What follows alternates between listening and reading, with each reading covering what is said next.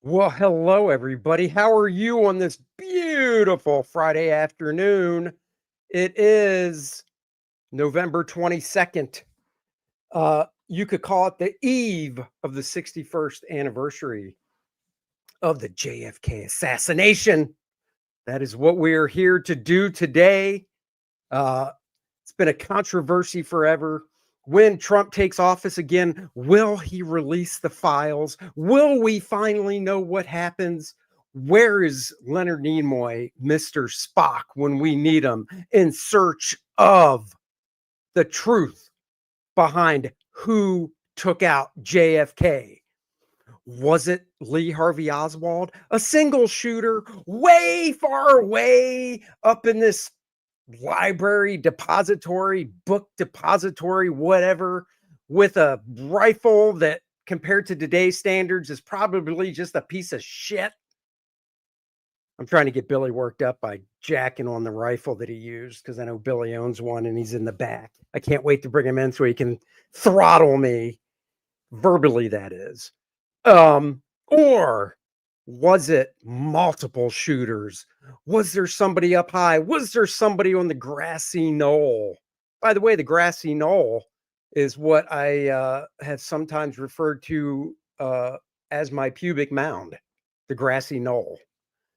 So anyhow, and that was for Dennis, who was shaking his head in the back room. God, I love dropping these little nuggets of wisdom. We will find out. We're still waiting on one of the debaters in this. I guess that's what you would call him. You'll probably be able to guess out of the four names that you saw in the thumbnail who we're waiting on. But I'm sure he'll be here. But until then, I will bring in other guys and we'll chat for a little bit. Oh, look at that. Bingo, you get a no prize. All right. First and foremost, my partner in crime on the DNA show, Dennis Turner. Word, everybody. With the gang signs. That's his partner. Right. Now, don't say what side you're on yet. Okay. His partner in this, Fraga Boom. Hey, a winning team. And then, hey, Andy, hold on. But before we get started, the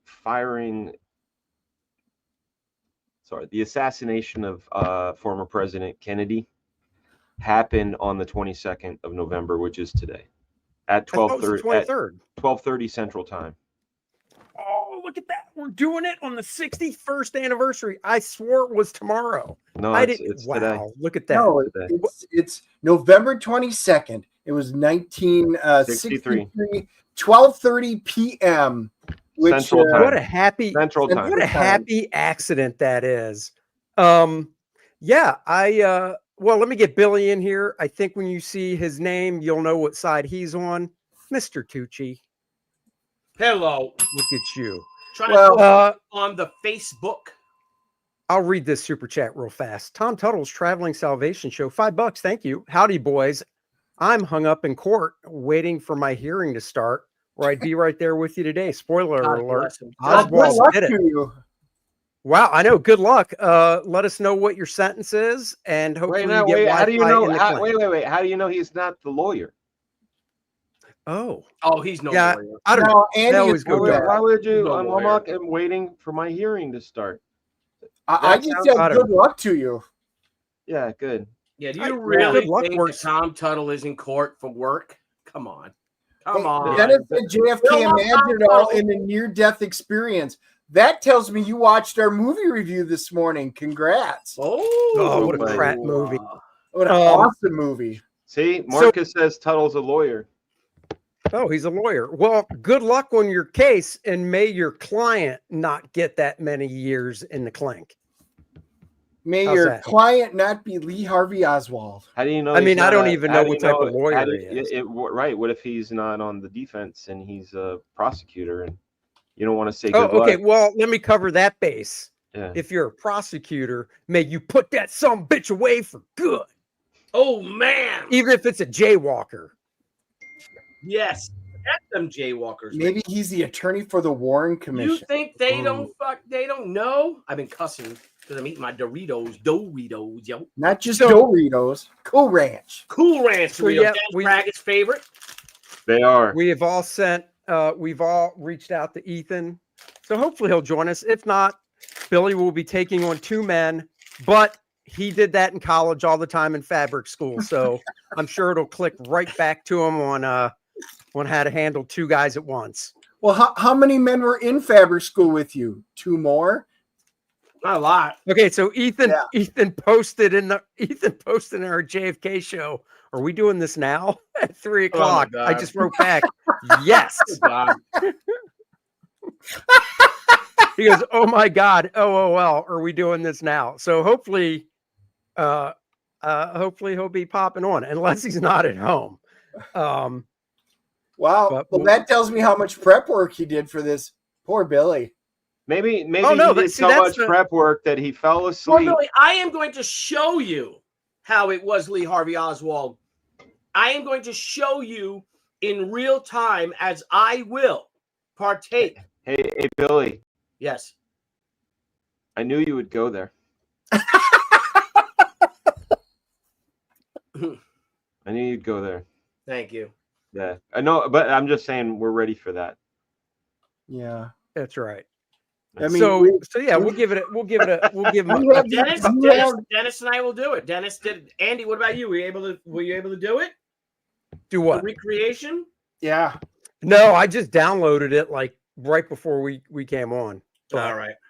I mean, I will try. Have the JFK version of the Olympic Dream Team sitting on the right side of this screen here. Just saying.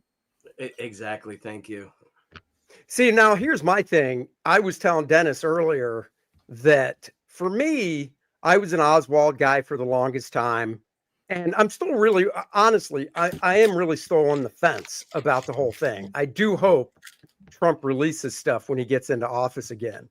So I am on the fence. So for me, it's going to be kind of a learning thing because I haven't studied on this stuff. I've never been to Dallas where this happened. All I've done is see the JFK movie when it came out back in the day, 30 years ago now? That's pretty much as I know besides watching the Zapruder film. Wait a minute. You claim to be the world's biggest Dallas Cowboys fan and you've never been to Dallas? Well, I've been to the airport. That's not even that's in Dallas Fort Worth airport. It's not even in Dallas, it's just Fort Worth. Well, I can't I am, but I don't travel much. I've been to the exact locations. I've walked it. I spent 2 hours there. I was at the Dallas Fantasy Fair. I asked Mark Walters, you know Mark. I asked him to drive me to where it all happened, and I got out of the car and I walked all around. Nice. So you spent a whole 2 hours there. Yeah. Interesting. Okay. Billy makes it. Billy spent the night in the book depository. Hang on, no, I just want to get that 2 hours. And Billy, it's called book depository, not suppository. 2 hours. Interesting. Oh, taking notes. See, here's the fun part. I have a feeling about Tom Tuttle too. I have a feeling to my right, the multiple shooter guys, Dennis and Dan. I know they've talked on the phone. I know they've done homework, and I have a feeling that Ethan and Billy prepared was just showing up. Could be. I did link a YouTube channel, and I did load up JFK Reloaded. Now, there you go. And I am going to assassinate the 35th president of the United States, born 29th of May, 1917, John Fitzgerald Kennedy and wound Governor Connolly. On the 22nd of November, 1963. Interesting. Prove you all wrong. Well, these are all nice. Randy. Nice, Happy 84th birthday to Roy Thomas. Nice numbers. Love it. You know what I'm saying? Those are nice numbers. I should have had Roy Thomas come on and talk about this. Yeah. Is he well versed in this as well? I don't know if he is. I don't know. Oh. He is one of us, though. Oh, did I say that? Oh. Oops. Scratch that. Sorry. It doesn't matter at that age. No, yeah. And you know, it's like the NFL. Like, who was it? Urlacher said, no, we're not afraid anymore. No one's afraid anymore. Oh, did he say that? All the NFL guys coming out for Trump and doing the Trump shuffle and all that stuff. Like, we're not afraid anymore. Like, you know, it's when they learn, you know, all these beta bullies and shit like that, they make us be quiet and we can't say who we voted for, any of this stuff. And I'm like, you know what? Fuck you, man. What are you going to do about it? Hey, I'll tell you what I'm going to do about it. I'm going to talk to you about the world of comic book art. I was going to throw that to you. Look at that. We do have a single mind. Dan, Dan, what is up in the world of comic book art? Yeah, something really amazing happened today.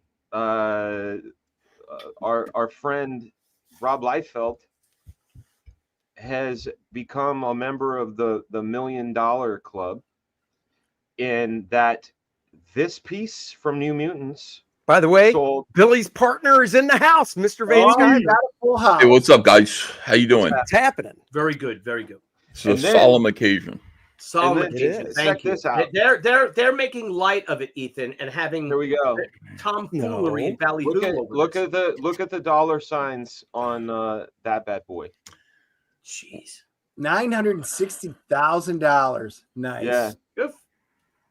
Liefeld's artwork sold for over $1 million today. Pretty damn crazy. That is amazing. Yep. What other comic art has sold that? Miller, right? Frank Miller? Todd McFarlane.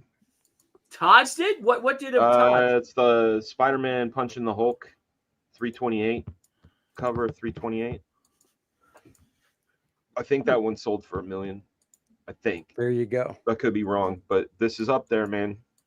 What kind of lunatic would pay $1 million for that? It's the first appearance of Deadpool. Yeah, even so, that's crazy. This is something you put into a airtight, fireproof safe and have a piece of history. It's already fading, so yeah. Oh yeah. Yeah, it's all marker, right? No, not all of it. Rob used pastiche things to get different effects. Yeah. Good for him. I hope he doesn't own that though, does he? No. Oh, wouldn't that be great? He did. Shit. See, we saw our artwork too soon. Not only that, but I used to just give my shit away, like to colorists and like, hey man, good job on that. Here, have the page. You know what I mean? Like it wasn't a big deal, and now I look back on it and I see like these single pages selling for 5 figures, and you go, man, I was giving away money. Yeah. Ethan Van Sciver gave me the cover to Cyber Frog #1, but I'll never tell him because he forgot that he gave it to me. Is that true? A lot of money. Is that true? Like what I was. Oh my God, you hear this so awkward that you're here. I didn't even know. Billy is known for being a great. No, if I had that, I would give that back to you. I totally. Oh, I know. Okay. I did buy a double page spread from Kingdom Come of Alex Ross's art. The double page spread from Kingdom Come #4, that massive one with Captain Marvel and Superman punching each other. I bought that at a gallery that he had a gallery showing for $4,000. Wow. He called me up really upset. He's like, dude, why did you buy that? I'm like, I'm supporting you. He's like, man, if you wanted that, you should have just told me. He goes, I would have sold it to you for $2,000. Yeah, but think about what that's worth now, man. Oh God, yeah. Well, I got a call a few years later from Sammy, from Sal Abertini, his rep. Yeah, I know Sal. He's Shazam, right? Yeah. He's like, yeah, he's Captain Marvel. He's like, you still want to? You saw that art, right? I'm like, yeah. He goes, you want to sell it? I'm like, I don't know, man. I'm like, let me talk to. Don't do it. Let me talk to Alex. Alex like, I don't care because I had the sheet. Alex Ross did a sheet that very few people have seen. I gotta make a cover out of that. That he just gave me. And he's like, I don't care, sell it. And it was sold to someone in Asia, and it was for a lot of money. Wow. Yeah, that's great. All right, well, let's get on to the reason for the season, which is the 61st anniversary of JFK's assassination is today. And Ethan, I was telling these guys before, I haven't really done a lot of homework on it. I saw the JFK movie when it came out 30 some years ago, whenever it was. I always just was an Oswald guy. But then, you hear more stuff and whatnot, and I see videos and whatnot. And I really am on the fence. Like, I hope when Trump is in office again, he does release the stuff so we can hopefully finally know. But I just thought this was something that would be cool because, you and Billy are the lone shooter Oswald guys, and Dennis and Dan are like, no way, multiple shooters. We got proof, blah, blah, blah. And I thought it'd just be fun to go back and forth about it. And then hopefully at the end, I can sit there and go, wow, you two, whoever it is, really have me leaning this way now. Oh, interesting. So it's the so in all hold on a second. So Dennis, everything that I said beforehand with us talking and all that, yep, I take it all back. We only have to convince Andy. No, you have to convince everybody watching as well. Okay. You guys have to flip these two guys, Ethan and Billy. That's what you have to do. Oh, we have to flip them. Here's the issue with that. I don't think anybody will flip anybody else. Once you're set in for life. So you have to be abducted by aliens or something. We'll find out. No, I don't think that's true. I don't think that's true either. I would just need to see evidence, any kind of evidence, not just supposition, not just I feel like, and it's obvious that, and you're so naive if you don't think that. I just need to see concrete evidence. You and I sound alike. That proves something other than what is the most likely, most obvious, and the story with which all of the evidence points to and has for 61 years, despite the fact that so many people, and we're talking about millions of people, have written books, have done, interviews, television shows, researchers, amateur and otherwise, the opportunity for so many people who would have been involved to come forward and say otherwise. Conspiracies like this just do not happen and stay quiet for so long. They just don't. Somebody will open their mouth. Somebody will come forward and say, I got something to say. I'm on my deathbed. Here's what happened. And it lines up with the other evidence and it makes the whole story kind of turn on its head. And that just hasn't happened. Right. And so, I mean, like for me, anything I'd be happy to change my mind. Conspiracy is way more fun. And it's why I got interested in this case to begin with, because I wanted it to be something spooky and weird, but it turns out, from everything that I've read and everything that I've seen and a lot of diligent research on my part, there has been no proof, none that there's anything else.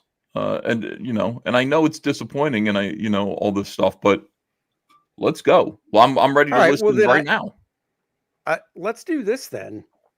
I think we'll start with, I'm going to flip it and start with Dennis and Dan. I would because they're really not going to have anything to say after we get into it. So you might as well. Well, no, my point, the reason I'm doing that is because as they present stuff, because, we can share screens, do whatever. I mean, if you guys want to jump in and go, well, this or that, obviously feel free to and stuff. Excellent. This is not ABC. I'm not cutting microphones, damn it. We're just going. Right. Well, I think what we should do is explain to people what happened, and this will give us an opportunity to show off evidence. So JFK was assassinated 40 years ago.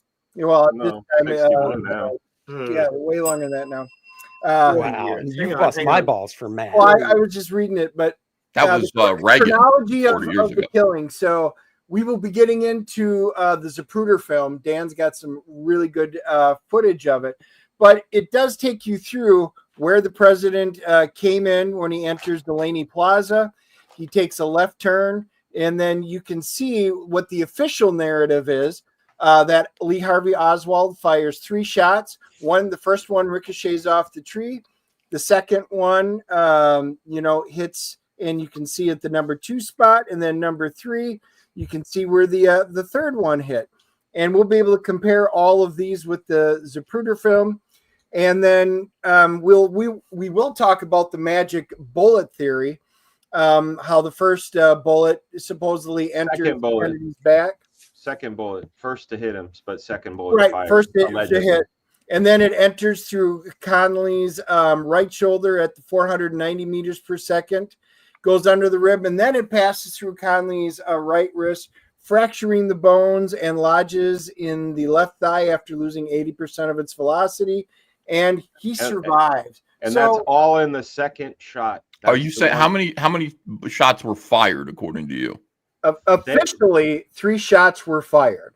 According to the Warren Commission, and those are the 3 shots. Okay. We will be able to show that there were more than 3 shots fired as part of our supposition. Interesting. According to the Warren Commission, the second shot missed. I don't know if you guys know that. The Warren Commission got it wrong.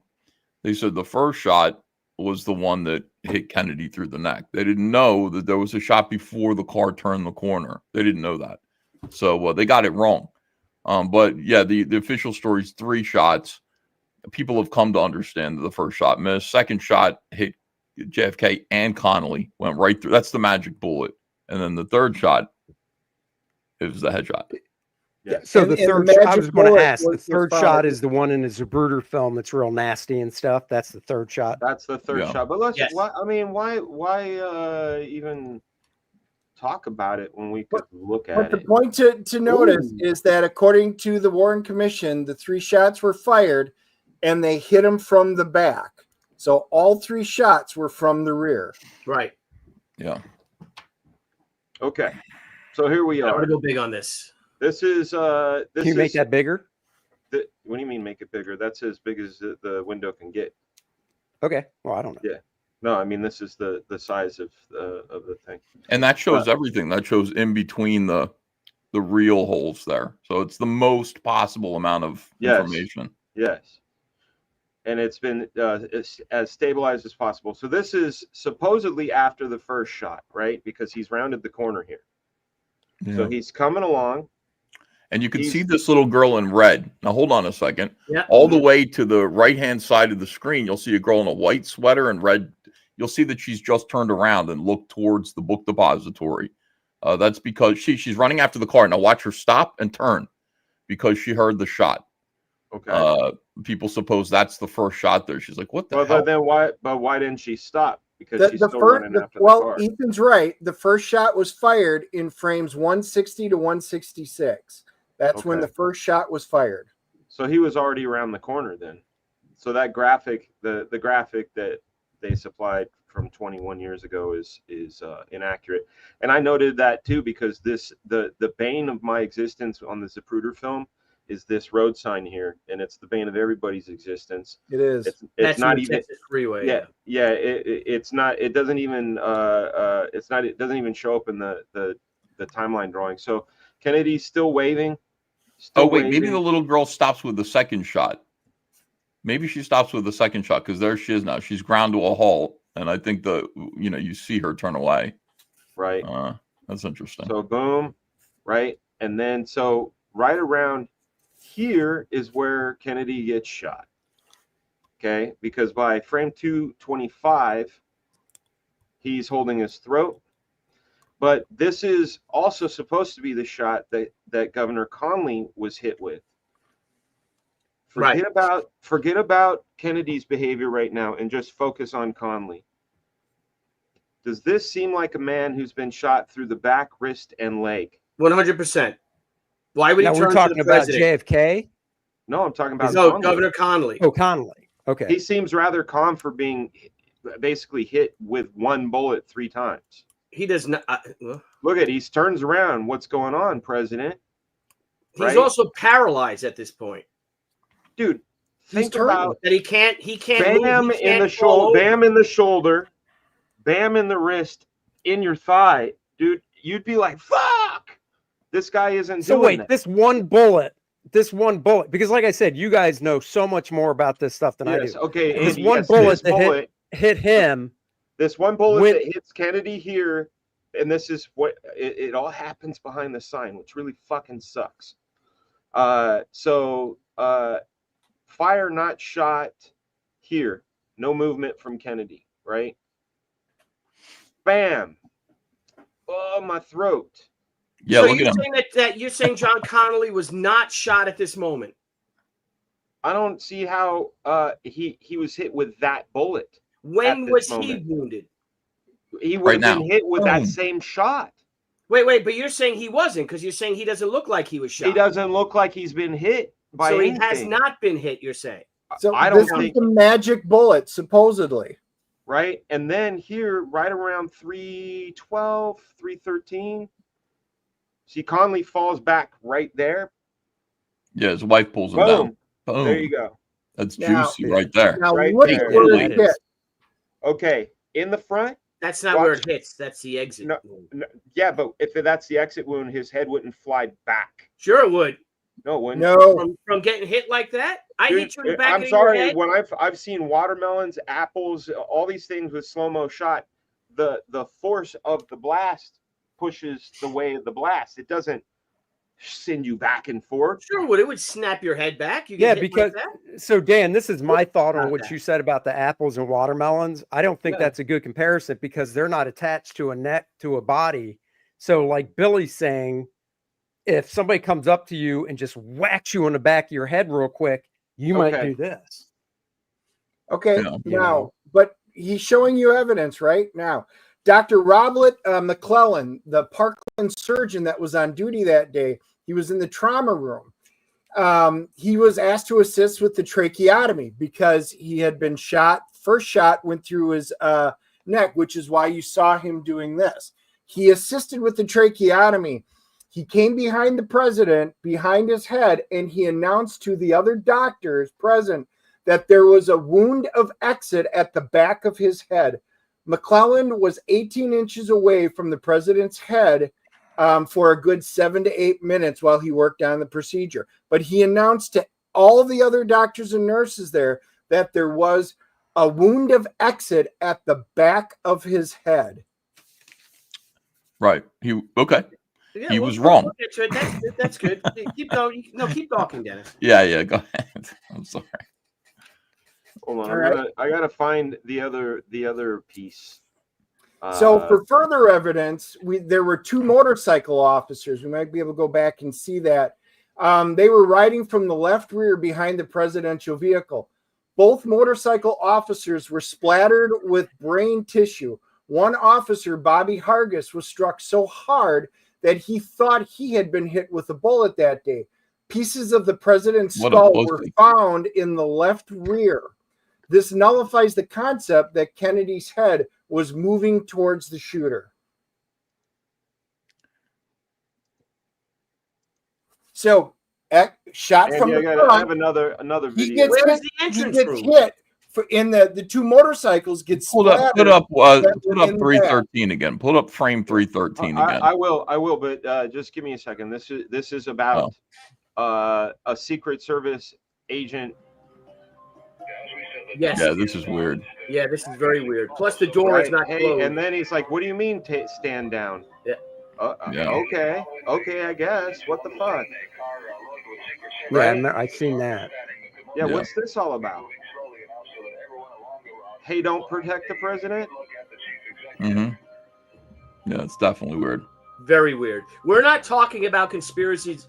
We're talking primarily about if there was one shooter or two.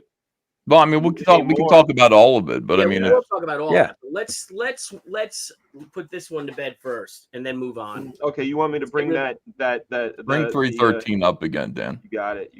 Let me grab it.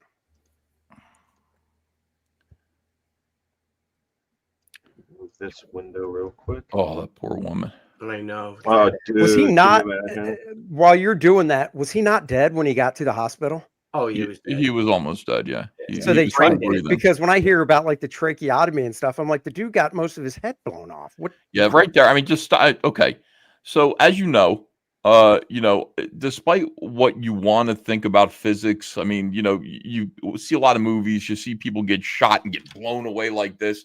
That's not how bodies react to bullets. Bullets are really small and really fast, and they don't really have that kind of, they don't hit you like a fist. They don't hit you like a baseball bat, which is what people want to believe here. They're real small, and they're moving so quickly, they puncture you. For example, I mean, you know, pull your door out, pull your, you know, your door out on hinges, and then fire a bullet through it, and see if the door moves the way that the bullet. No, the bullet's going to go right through the door. The door might not even move at all. Bullets go real fast. They don't cause impact like that. So whatever's causing him to move back into the left is not the bullet. It's more likely a reaction to the fact that his brain has just been disrupted and his body is spasming. It looks that way, though, doesn't it? Which has caused 61 years of people flipping out. But as you know, an entrance wound, you know, is small, and an exit wound, the bullet comes out, and then the spray goes in the direction that the bullet is coming out. So right there, you can just see from the fact that the spray is coming from the front of his head that the bullet came from behind. Right. The bullet went into the back of his head and then disrupted his skull towards the front, so that you can see. Now it looks like, oh, boom, but that's not. You have to explain the fact that the wound, all of the crap is coming out of right here. Right here is where all the crap. Right, yeah, and because it was not a dead center headshot. No, it hit him like off to the side. It blew his ear off. It was like a half inch away from missing him, actually. Oh God! Just like the horror right here. Yeah, she tried to put his head together.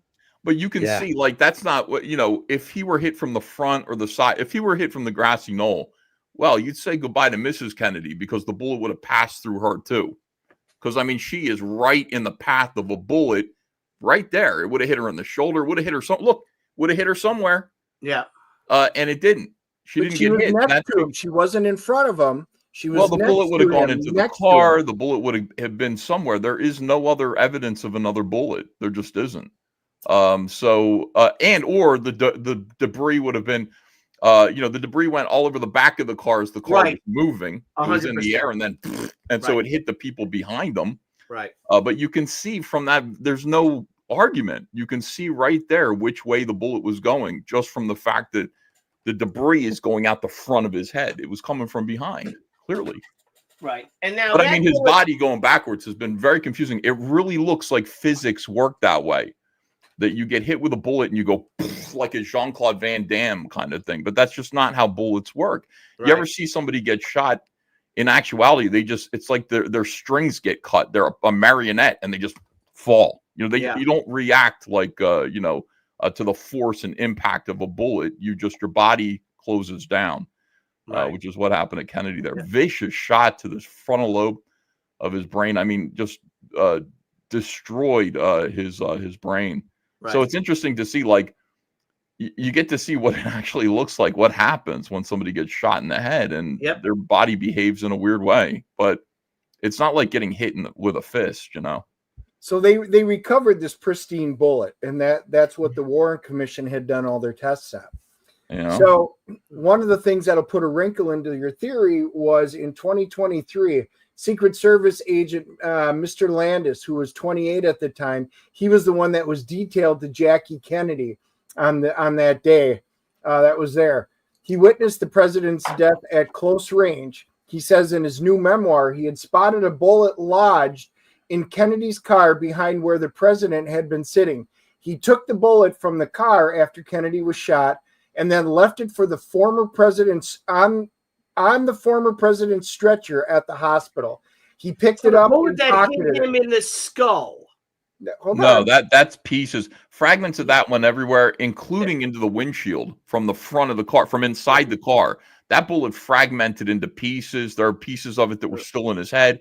But I mean, people say the windshield of the car cracked. Yeah, that was a piece of the bullet from his head wound. It broke. Yeah, right here. Watch the windshield right there. Can you see it like break? No, that's the first shot that hit Connolly. That's not the bullet. No, but look at this. Is already hit. This is already hit. I don't think so. Him in the neck, right? Oh, he's been hit. The president. Yeah, but look at Connolly. So is Connolly. Yeah, Connolly's definitely hit. He's like, ah. He's like, what the hell was that? Jack. Yeah, he's turning around to see. His testimony was, I was hit, and I turned around to see, you know, what was coming. I knew we were being shot. And Nelly pulled him down, like, and you know, he wasn't. He didn't fall down because, you know, he was hurt. Here's another thing: is that the right side of his head, as Ethan had said, when he was hit. Now that bullet, this is a typical U.S. hunting round. Okay, right. This is a 30-06 bullet. Okay, this bullet right here is a German World War II bullet. Okay, this one. This bullet right here is a 7mm. This is a 7.6 millimeter bullet. That Carcano bullet, I have it written down right here, was a 6.5 millimeter bullet. So it's a lot smaller than these. It's smaller. Okay. And it also was a full metal jacketed bullet, which means that it's like this. It's metal. There's no lead. It's got a copper outline. So when you see that bullet, the one that went through all the soft tissue and the partial bone matter of the magic bullet, that it's slightly bent, but you see it's a jacketed bullet. It's not a lead bullet. Okay, lead blows up. When lead will, it's a copper jacketed bullet with lead inside, right? So if it hits skull, it's going to fragment and shatter. If it goes through soft tissue and then hits some sort of bone like a wrist and then can go into flesh, it's not going to be. It was slowed down to that point. Like the first bullet that hit them went through JFK's soft tissue. I mean, it just went out his neck and it came through. Yeah. And then it went through the front seat, went through the front seat and into Connolly's back. And you can see the wound in Connolly's back is shaped like a bullet long ways because the bullet was tumbling in midair, passed through him, blew off his nipple, or almost blew off his nipple, which is pretty funny. And at that point, and it was all soft flesh. At that point, the first bone that it hit was his wrist, but it was already significantly slowed down by all of the soft tissue and the seat and everything that it passed through first, bounced off the bone in his wrist and lodged itself in his leg loosely. It, you know, fell out. It didn't do much damage to his leg, to his thigh. And it was found. They're saying it's in mint condition. That's a dishonest thing. It's actually flattened on one side. Where it hit the wrist. Deformity. If I can share my screen real quick. Yeah. But one of the points that I was saying was the doctor not only mentioned it, but Angry Gamer was right. All of the trauma room doctors testified on that day that the back of his head was gone by a bullet that had entered from the front. But they were wrong. The doctors that were there. You can see the video evidence. Counselor, if I may have the floor, Mr. Turner. No, we can't see the video evidence. You can't. John F. Kennedy was primarily. No, that's the third shot, though. That's the biggest problem. This is the first or the second shot, depending. This is the first shot that hit them, but the first one that allegedly happened from the book depository. Right. Now, John Kennedy did not move his head. I'll go over here. Can you see my mouse? Is my mouse working or no? No. No, it's not. Dang it. No, all right. I don't see it. John Kennedy was still sitting in the same position right here. When the third follow-up shot hit him, basically above his right ear, okay, into his skull. Had that bullet hit him from the front, you see this trajectory right here. So look at this right side. Look at the line below the red line. This is a different shot. Yeah, look at part of JFK's head below the right line. Nobody's contesting this shot coming from the back. Listen, that's the part that was destroyed of John Kennedy's head. Okay, let's say that, of his skull. Had the bullet come from the grassy knoll or another shooter that where they think he was, that bullet would have came from the, look at this, the southeast. Yeah. And the other side of his head, the left side of his head would be missing, because that bullet would have went in through the lower left-hand part of this oval and exited through the upper right-hand part of the oval. It would have. Well, yeah, like I found an autopsy photo that I don't think I can show because it's really gross. Well, we've all seen it. But I mean, it looks like that trajectory that Billy showed with it coming from back here and then taking out like that. Yeah, So, I mean, it would be hard to tell because like this whole portion of his skull was missing. It's not like there was it was all gone right here. So I mean, a doctor looking at it could say it could be from the back, it could be the front. I don't know. It was just the side of his head was gone. Yeah, and also another thing is the way the bullet hit him from this side. Again, it was not centered on his skull. It was more to the right, which took off this whole chunk of his head. And you'll see the thing flap this way. You see his skin flaps, his skull flaps like this. You see the inside of his skull. Had that bullet come from here, the entire back of his head would have been out. Yeah. This part, his left side of his head was completely intact. And if I may share something else, that there was a recreation of this assassination attempt that was done with the magic bullet Dan Fraga was talking about to prove once and for all and incontestably, thank you, that Lee Harvey Oswald was the lone shooter. And we mustn't let him get away with it. We mustn't let that dirty communist off the hook. We must not let him get away with it. We must persecute him. That's right. We must let the world know. I'm tired of these commie sympathizers. And that reminds me. So here's the thing. I know you spent 2 hours there, Dennis, and that's real cute. That was me. That was me. That was me, Billy. Oh, I'm sorry, Dan Fraga. That's even Mr. cuter. Factoid. Dan, Tom Tuttle, Ethan Van Sciver, our good buddy Mike CG, and of course Dennis Oakley, spent a lot more time there, right? So much so that Tom Tuttle actually got thrown out. I thought they don't allow nude sunbathing downtown. But for drinking a Four Loko in the depository building, and as he was walking out, he's like, "This is by far the least." What did he say? He texted me how he said, "This is by far the least. This is far from the worst thing that was ever brought into this building." He said when they're throwing him out before. But let's watch this for a bit. Just indulge me if you may. I'll see if I could scoot up a little bit. If this guy is getting ready, he's checking wind. Again, here's the bullet. He's going to get ready. So Mythbusters? This is Mythbusters? Yeah, this is older than Mythbusters, it looks like. Fired a single shot.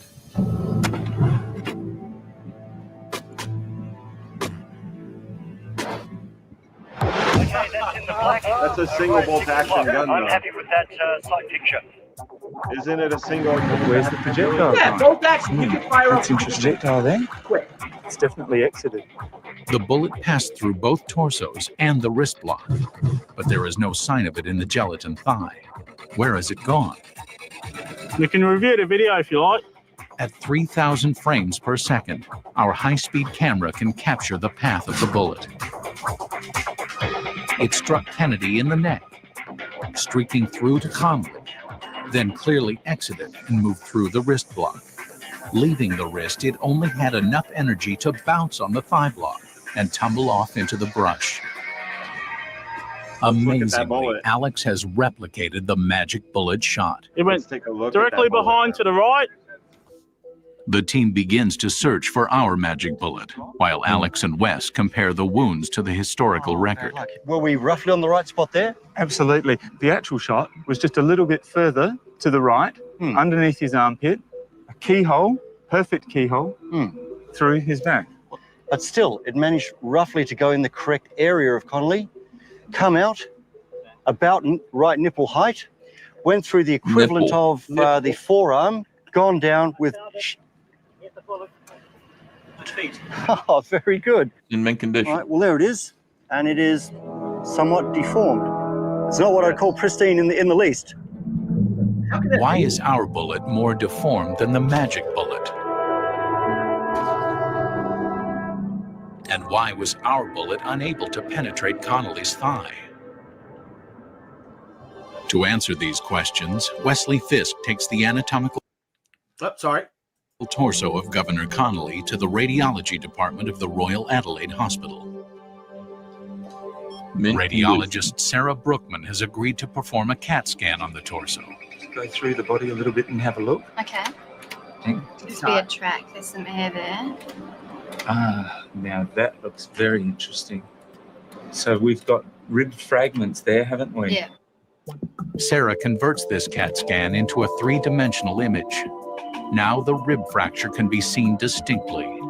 Well, we've actually got two ribs. The bullet broke two ribs. It must have turned and struck them sideways. When Wes looks at an X-ray of the wrist block, the forensic picture becomes clear. Well, we don't think that the bullet had enough velocity at that stage to actually push any bone fragments actually out of the block. After hitting two ribs, the bullet was now moving too slowly to shatter the wrist bone. And when it deflected down to the thigh, it failed to penetrate the skin. The fact that it hit two ribs also explains why our bullet was more damaged than Oswald's, which only hit one. Nevertheless, our shot has almost exactly duplicated the path of the magic bullet. And the results, I believe, have taken the magic out of that bullet.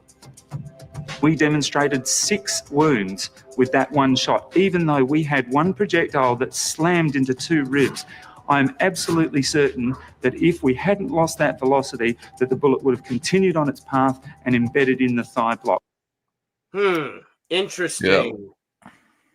Very interesting. Let me grab this super chat real fast. MD Halton, $5. Thanks. Andy, I emailed you a link to a 4-minute video that is a refresher of the official story, complete with links to every declarative statement it makes, which I do have, and it's 4 minutes. I mean, we can watch it. Yeah, I'm down. You guys want? Yeah, I'm down. Yeah. Yeah. Let me. No, I have to say. Go ahead. Everything about this lone shooter. Okay, first off, that first shot where he misses and it hits a tree and bounces off. That is indicative of a sharpshooter? That's number one. Number two, the magic bullet. It's amazing. That's sharpshooter level. Number three, as fast as it came behind number 2, is sharpshooter level. And they're all saying it happened at the book depository, but there's no proof. Yeah, there is. The bullets were there. The 3 casings were there. But Dan, people go, wow, how did he do that? He missed all 3 shots. He was aiming for dead center, the back of the head. He missed all 3 fucking shots. So he was precisely as not so good as people say that he was. The fact that one was a kill shot. I know we're not allowed to have rifles on here, but you can fire, click, clack, fire, click, clack, fire, click, clack, fire. Another thing is, Lee Harvey Oswald was on the 6th floor of the Texas School Book Depository building, which means he was roughly 60 to 70. How do you know he was? His nest was found there. The 3 casings were there. The rifle was there without fingerprints. There was witness there. He witnesses saw him go up there, and he said he was doing some work, and then he pulled the elevator up and then turned the elevator off so nobody could come up and interrupt him. There's more than enough evidence to prove. That's all circumstantial, though. That doesn't. Well, I mean, yeah, you could, I guess. Well, then you could say that. Yeah, you could say that. But you're asking for evidence. That's the evidence. The official congressional investigation found that Oswald's. This is the official one. Probably what Andy will play. First shot missed. Second shot hit Kennedy. Third one killed him. These findings were based on the testimony of the noted University of California Irvine chemist, Dr. Vincent C. Gwynn. He claimed that each of the individual bullets were chemically unique. By looking at the fragments of the bullets, they were recovered from Kennedy's body and from the Texas Governor Connally, who was also shot that day and survived. Gwynn determined that there were only two bullets fired by Oswald that struck Kennedy and Connally.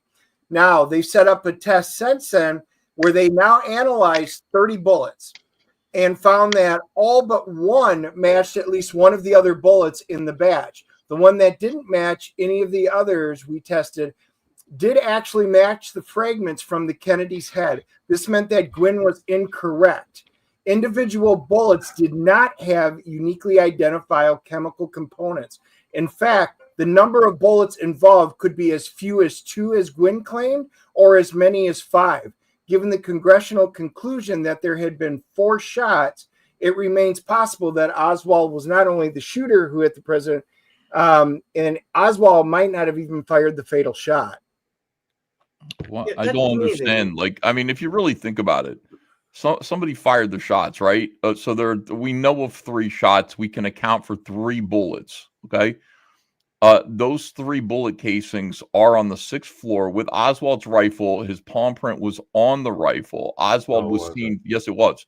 Oswald was seen fleeing the scene of the crime. And he acted like he was on the run. He shot a police officer, killed a police officer who stopped him from questioning, and then assaulted more police officers. And I just got to ask you, why is it so important to you to prove that Oswald, of all people, didn't do it? Because he said he didn't do it? I mean, he acted like somebody who did it. All the evidence points to him doing it. And it's not as though Oswald is anybody of importance. He is the exact type of piece of shit who probably would have done this. He had the motive, the means, the opportunity. All the evidence points to him. And he was fleeing like somebody who was guilty. So why not him? What I mean, that's the easy one. It's always the lone gunman. But there's too many other things involved that don't make sense to point to that it was just a single lone gunman. That's why, was he part of it? Was he the patsy? Maybe, but there was others involved. Where? Others involved with it. There's no evidence of anybody else. None. So you're talking about fingerprints. They had fingerprints on a gun that was found up there. They found fingerprints on a couple of the crates because in order to shoot, he had moved all the crates and stuff up there. But not all the crates had fingerprints. They had some palm prints and stuff. Well, so there's a lot of inconclusive evidence sitting up there. They also, Reiner's team, he's a Dick Russell. He was the author of On the Trail of the JFK assassination. They went through and had gone through everything. Reiner's team concluded that there were at least 4 shooters waiting for Kennedy, JFK, as he rode into Laney Plaza and into a crossfire, which was impossible to come out alive. And then they break down. They do a nice podcast, but one of them was on the 6th floor of the depository. One was behind a picket fence on the grassy knoll. One was in the Deltex building across the street from the depository. And one was in the county records building. Another was stationed at an overpass adjacent to the grassy knoll. They even get down to figure out where they identified who they think they were. Hermando Diaz Garcia, he was a Cuban exile. John Sutra, which is the French assassin who tried to kill President Charles de Gaulle. Charles Nicoletti, Chicago mobster. And Jack Cannon, a CIA operative. These were the rogue individuals who could have been working separately, or were they part of a conclusion in there? Again, I'd love to talk about this, but what we're talking about was Lee Harvey Oswald, the lone gunman. And I have to say, again, I was a conspiracy theorist. I have books. I have The Men Who Killed Kennedy. Ethan and I were talking about it when we first went 12 years ago or 11 years ago, actually. We went on the 10th anniversary or a few months afterwards. Yeah, I think it was January of 2014, actually. And I came out after we went to the Oswald's boarding house. We went to the Texas School Book Depository. We went to the what's Ruth's name? Her home. Ruth Payne home. And we went to the library. And all of this led, without a shadow of a doubt, to me, that Lee Harvey Oswald, from his palm print, was lifted from the rifle.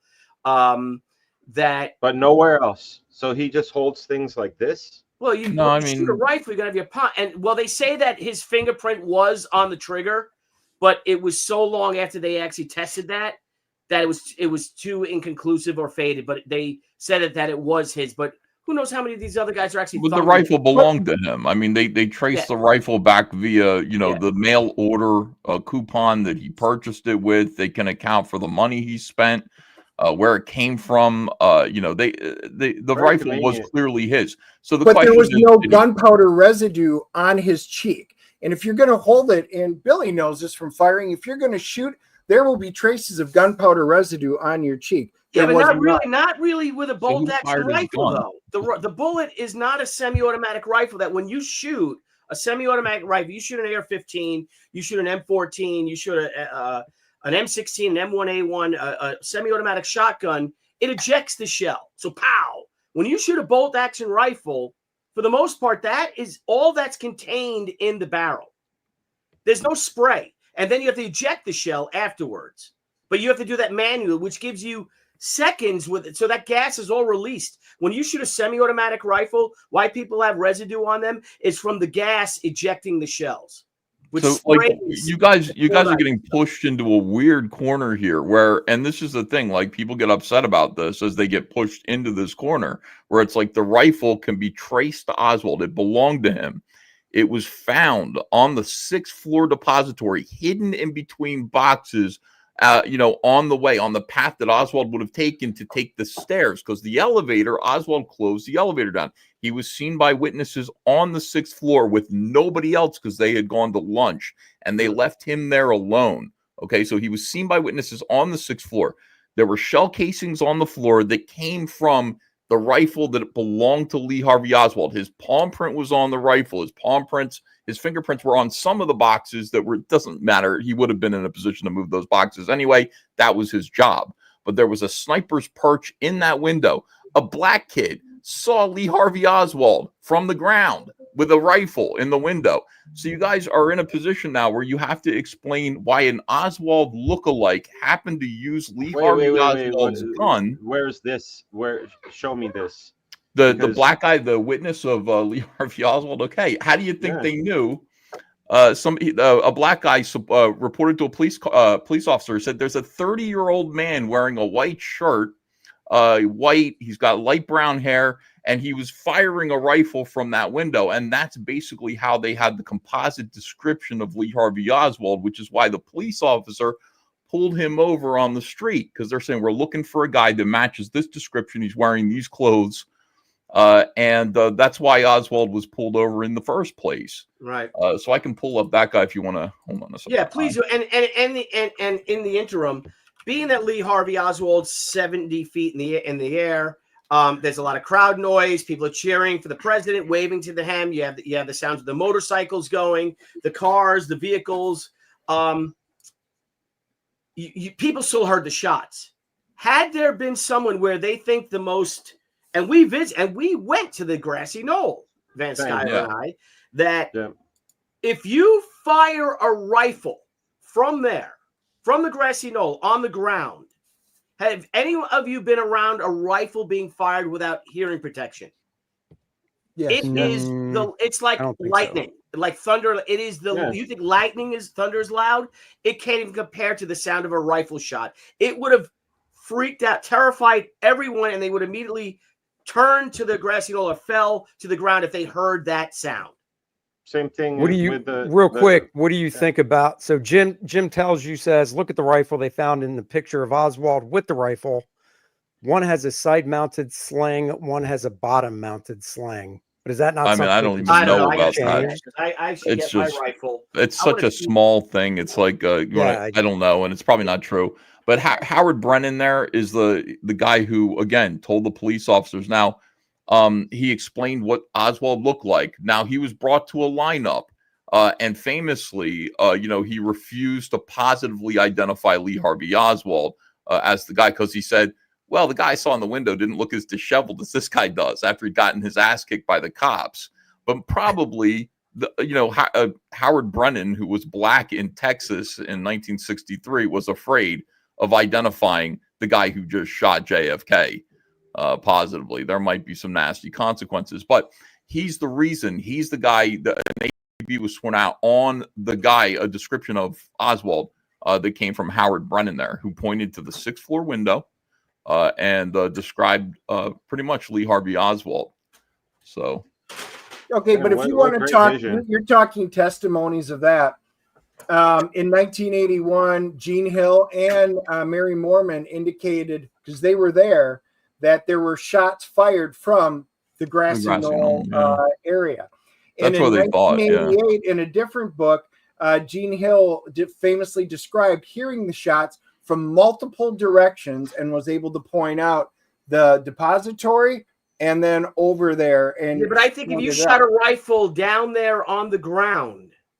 No, I know, dude. I hunt in the hills. I actually hunt in hills, so you know how it echoes when it shoots off. Yeah. So I get that. But are there silenced guns though? Not then. No. Well, I mean, if there was someone, there could have been someone on the grassy knoll, but I mean, if there was, they didn't hit anyone in the car. So, no. I mean, there could have been. People say there's no evidence that there was anybody back there. There's no photographic evidence. They've had to concoct photographic evidence with the badge man. Evidence there in the Knicks. So it's a different set of films. And the Knicks family, I've actually got the thing for it. They had the commission had paid them $5,000 to lease the Knicks film, which was shot from Elm Street, and when they videoed it, it went through and was able to videotape the grassy knoll. So it was shot. The assassination was shot from a completely different angle from across the street. They had taken it into custody, and then long and short of it was, it showed a lot more on the film, and it was a much higher quality.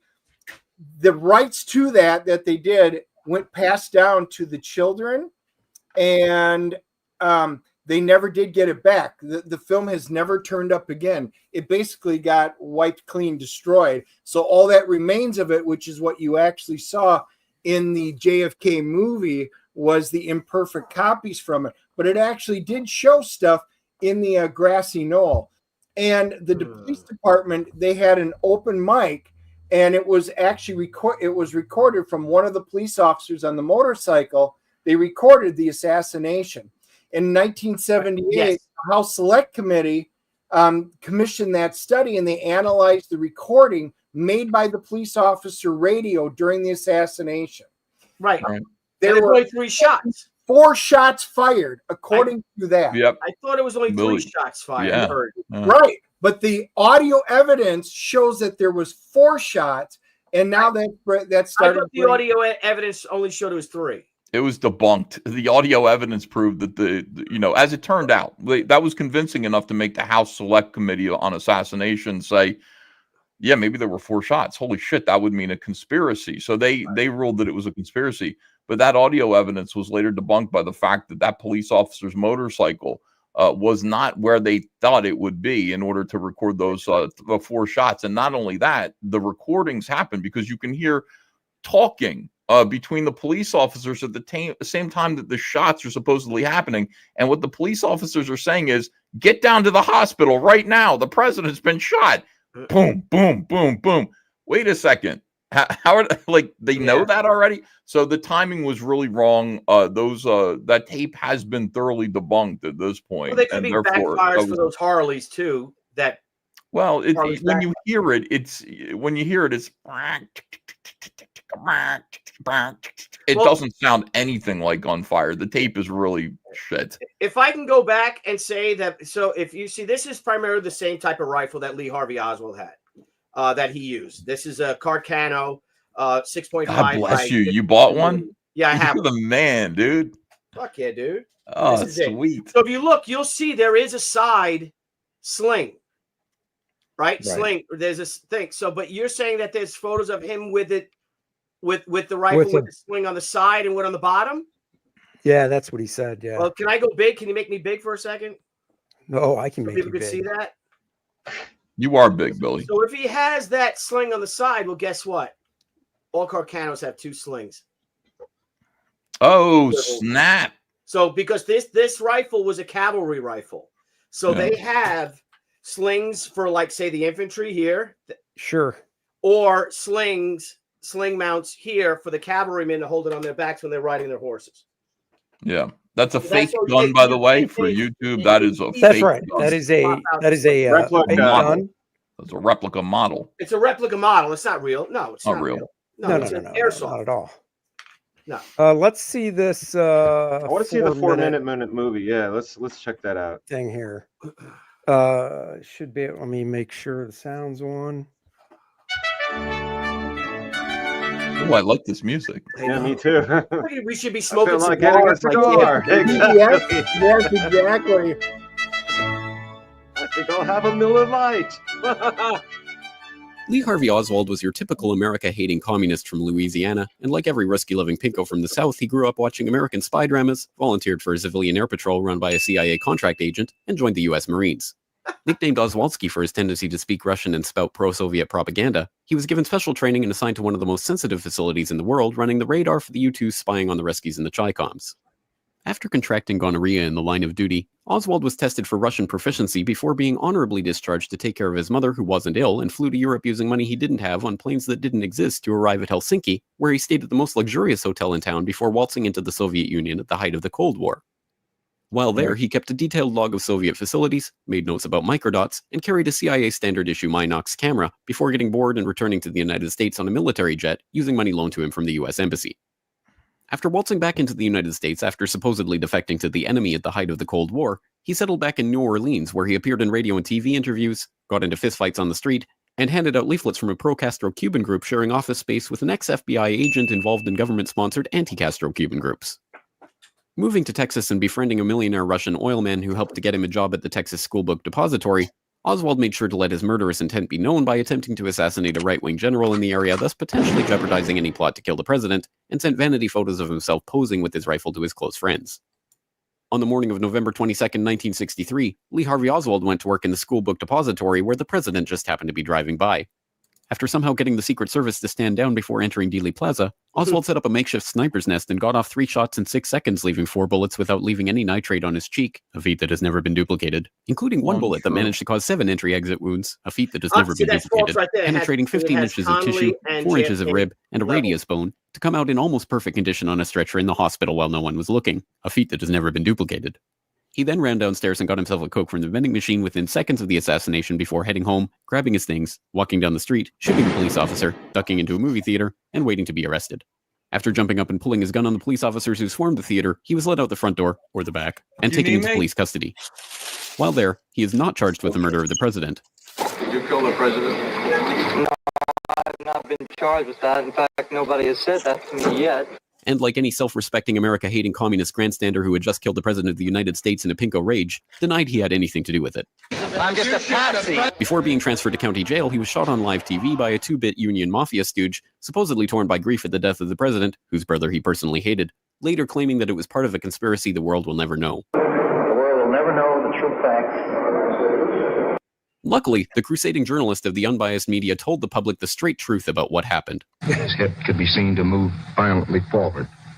Hoover wrote a memo that weekend demanding that the public be convinced that Lee Harvey Oswald was the lone assassin. LBJ appointed a commission telling Commissioner Warren that he had to find that Lee Harvey Oswald was the lone assassin, and, as luck would have it, that commission concluded, "Now, what about the doctor at Parkland Hospital who reportedly said the president was wounded in the front? Actually, the doctor told the commission, and a newspaper report agrees. He said only that the bullet could have entered from the front. But because of the president's condition and their desperate haste, the doctors never turned him over, never saw the similar wound where the bullet actually entered from the back." This is the story of the JFK assassination, as brought to you by the truth tellers in government. Those weapons of mass destruction got to be somewhere. And the media. And if you have any questions about it, you are a woo-woo, grassy knoll, tinfoil, lizard-fearing America hater. If you love Jesus, sunshine, ponies, monster trucks, miniskirts, and the American flag, you will never ask any questions about any part of this story to anyone. Ever. Well, all right then. That's just so dishonest. I mean, listen, the story's pretty weird. It is true. Lee Harvey Oswald was a weird guy, but that story there stretches out his life and career from high school until he assassinated John F. Kennedy, and makes it seem like he was purposely created to kill John F. Kennedy in the 1950s, which is when he was overseas in Russia. He was not he was not a tool of. Now it's possible, it's quite possible that the CIA was aware of Lee Harvey Oswald. It is possible that they contacted him and instructed him to do this, but there is no evidence of it. It seems like it could be a thing, but there's just no evidence. Why would he deny it like that? What's that? Why would he deny it? You know what I'm saying? Like, deny what? That he did it? Yeah. Because he wanted to go to trial. He just said, I'm a patsy. He was having fun. The dude was like into spy novels and shit. He changed his name. He had a weird secret ID. He was fucking with the police. And ultimately, his plan was to read into the record his communist manifesto of Marxism on the stand. That's what he wanted to happen. Unfortunately, Jack Ruby didn't allow that to happen. It would have been more interesting had he done that. Yes. Well, and then Jack Ruby went to prison, and while he was in there, he came out and he goes, and you heard part of it in the clip where he said, if that's what you think happened, there's a lot more to the story. And he said, quote unquote, get me out of Dallas and I will tell you everything. Get me to Washington, because he knew there was a lot more, because he was involved. There was a lot more to it than that. But it never happened because he died of a pulmonary embolism in 1967 in prison. So he stuck around for another 4 years. Why didn't he say anything at all for 4 years? Yeah. He wanted to get to Washington. He wanted to deal out because he was going to prison. Yeah. He believed that Kennedy's assassination was set up to shame the Jews. He didn't know anything either. See, these are all compartmentalized people. Dan Rather kind of thought he saw the footage and he thought exactly what you guys thought. He said, "Holy shit, this footage is evidence that he was shot from the front. The government's lying. I better lie too." That's pretty much what happened. Like, he was just being a government fucking media stooge. He was scared. People saw that footage and just, it looks funny. It looks weird. He was. My question is if all of this stuff about Oswald is true, why would his millionaire buddy hook him up with a storeroom gig at a book depository? Well, that's not. Ruth Payne got him the job. Oswald was a fuck up. His wife threw him out. Ruth Payne was probably a lesbian and was probably sleeping with Oswald's wife, Marina. Took her in. She threw her husband out, and the two of them were scissoring together, most likely. And so Ruth Payne and Marina Oswald were living together. And at the same time, Oswald's job was to feed those kids. He had 2 kids. Yeah, but and so like Ruth Payne said, "I can get you a job." Spy jobs that he's an It was asset. it was a shitty job at a book depository. But I'm talking about all the stuff beforehand. If he was being in the Marine military, Corps, yeah, but also spoke multiple languages. He was a smart kid. Yeah. So then he comes over here and he's a bum. Yeah, he was a bum because he was a bum. He would not work with people. He was a piece of shit. He was obnoxious. He was very much like today's SJWs. He was just incapable of holding down a job because he thought he was a great man, and he just wasn't. He was a hillbilly with very few qualifications. He was discharged from the Marine Corps. Didn't he get some STDs or something? Yeah, he got into fist fights with people all the time. He was just a piece of shit of a human being, but he thought he was important and he believed in communism and he wanted to rub it in people's faces. He was a little bit like me, MAGA, in the comic book industry. You know what I mean? I'm surrounded by radical left wingers and I'm wearing "Make America Great Again" shit. That's kind of, Oswald stuck out like a sore thumb in the Marine Corps. They called him he almost sounds kind of spectrum-y in a way, on the spectrum in a way, with the social stuff, not getting along with people. And I mean, people on the spectrum are smart. So if he was learning languages and stuff, just kind of living in like his own world. Ruth Payne found them because Ruth Payne was learning the Russian language. And so she wanted to learn the Russian language too. She was a lefty too. And while the entire world was fearing communism, they were too civilized for that. They were too smart. So here you have a woman who came from Russia who was kind of hot. Marina Oswald was a sexy bitch. Maybe we can live together and you can teach me Russian and all this stuff. And then there's Lee, and Lee's a pain in the ass. Lee's yelling at him all the time. Lee was domestically abusive to Marina. But anyway, he needed a job, and he kept getting fired from all the jobs he had because he thought they were beneath him. But he desperately needed money. She got him a job at the warehouse, I think in like August of 63. And I mean, his job was moving boxes around. Like, it was really like low level, well, listen, Ruth says that you're okay. All right. I'll give you a job. And they didn't decide. Kennedy's people decided the route was going to go by the warehouse like 3 or 4 days before the assassination. Right. So, I mean, the fact that he was in the warehouse and he worked there was really kind of like just lucky. You know what I mean? Or unlucky. It was just an accident of fate. He knew Kennedy was coming, and he said, where? And he's going to come right in front of the warehouse. Also, was like fascinating. Yeah. That's great. And we actually met Ruth Payne. We went to her home and we met with her. You weren't there yet, Ethan. Oh, boy. That would have been cool to meet Ruth Payne. Yeah. Oh, she's great. She seemed like a very sweet, crazy old lesbian. What?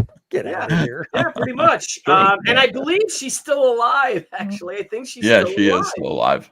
I think her husband's gone now. If I may, Andy, I'd like to try something. Wait, are you serious? Ruth Payne is still alive? I believe she's still alive. Yeah, Marina Oswald is still alive, and she was born in Russia. That's Marina right. That's Oswald what I'm saying. Marina, like Oswald went to Russia and married her and brought her back. And I mean, it seems weird. It seems crazy, but the government was doing that. They were allowing people to defect to Russia and then change their minds and come back.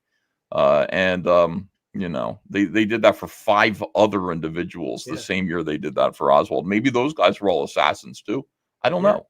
But it's not like he was the only one. The government had a policy of allowing forgiveness. And here's the thing, that if Lee Harvey was such a patsy, why would Ruth Payne have viewings or invite people to her home to show the rifle? I mean, where Lee grabbed the curtain rods, where he hid the rifle, where she knew he had a rifle. Maybe he showed up at work with his buddy who drove him, and he said, "What do you got there?" He said, "Oh, curtain rod. I'm returning curtain rods." Well, no curtain rods were ever found. It was the rifle wrapped up in a like a blanket. Oswald definitely brought the rifle there. Like you can trace the whole thing. Now, I mean, again, there's room for Lee to have been in contact with the CIA. The FBI was definitely aware of him, and they were harassing him. So it wasn't the FBI that was doing it, because there's evidence of the FBI. And Lee Harvey Oswald called the FBI and said, "You guys are harassing me and my wife. This one particular agent is really fucking busting my balls. Stop it." I don't know about his connections to the CIA. It's possible, but it's just not really likely. I think people have looked into this so closely, and it is a weird story anyway, because Oswald was a really weird guy. But what it comes down to is, you really have this tiny little corner where it could be the CIA made this happen, but it was only Oswald. Evidence suggests it was only Oswald that pulled the trigger. All 3 shots came from him. The evidence is eyewitness stuff, and the Lee Bauer saw 2 people by the picket fence. By the grassy knoll. You had 3 vagrants that were arrested, but then let go, and then you can't see the record of them. It's like all kinds of wacky stuff happened. Well, and you were talking testimonies. They got testimonies from law enforcement officers themselves, further bolstering the argument that there were multiple shooters. Officers who responded to this scene reported hearing gunfire from different locations, collaborating eyewitness accounts that said that. The Dallas Police Department received numerous calls from citizens who reported seeing suspicious individuals in the vicinity of the grassy knoll shortly after the shots were fired. So this was like hours later.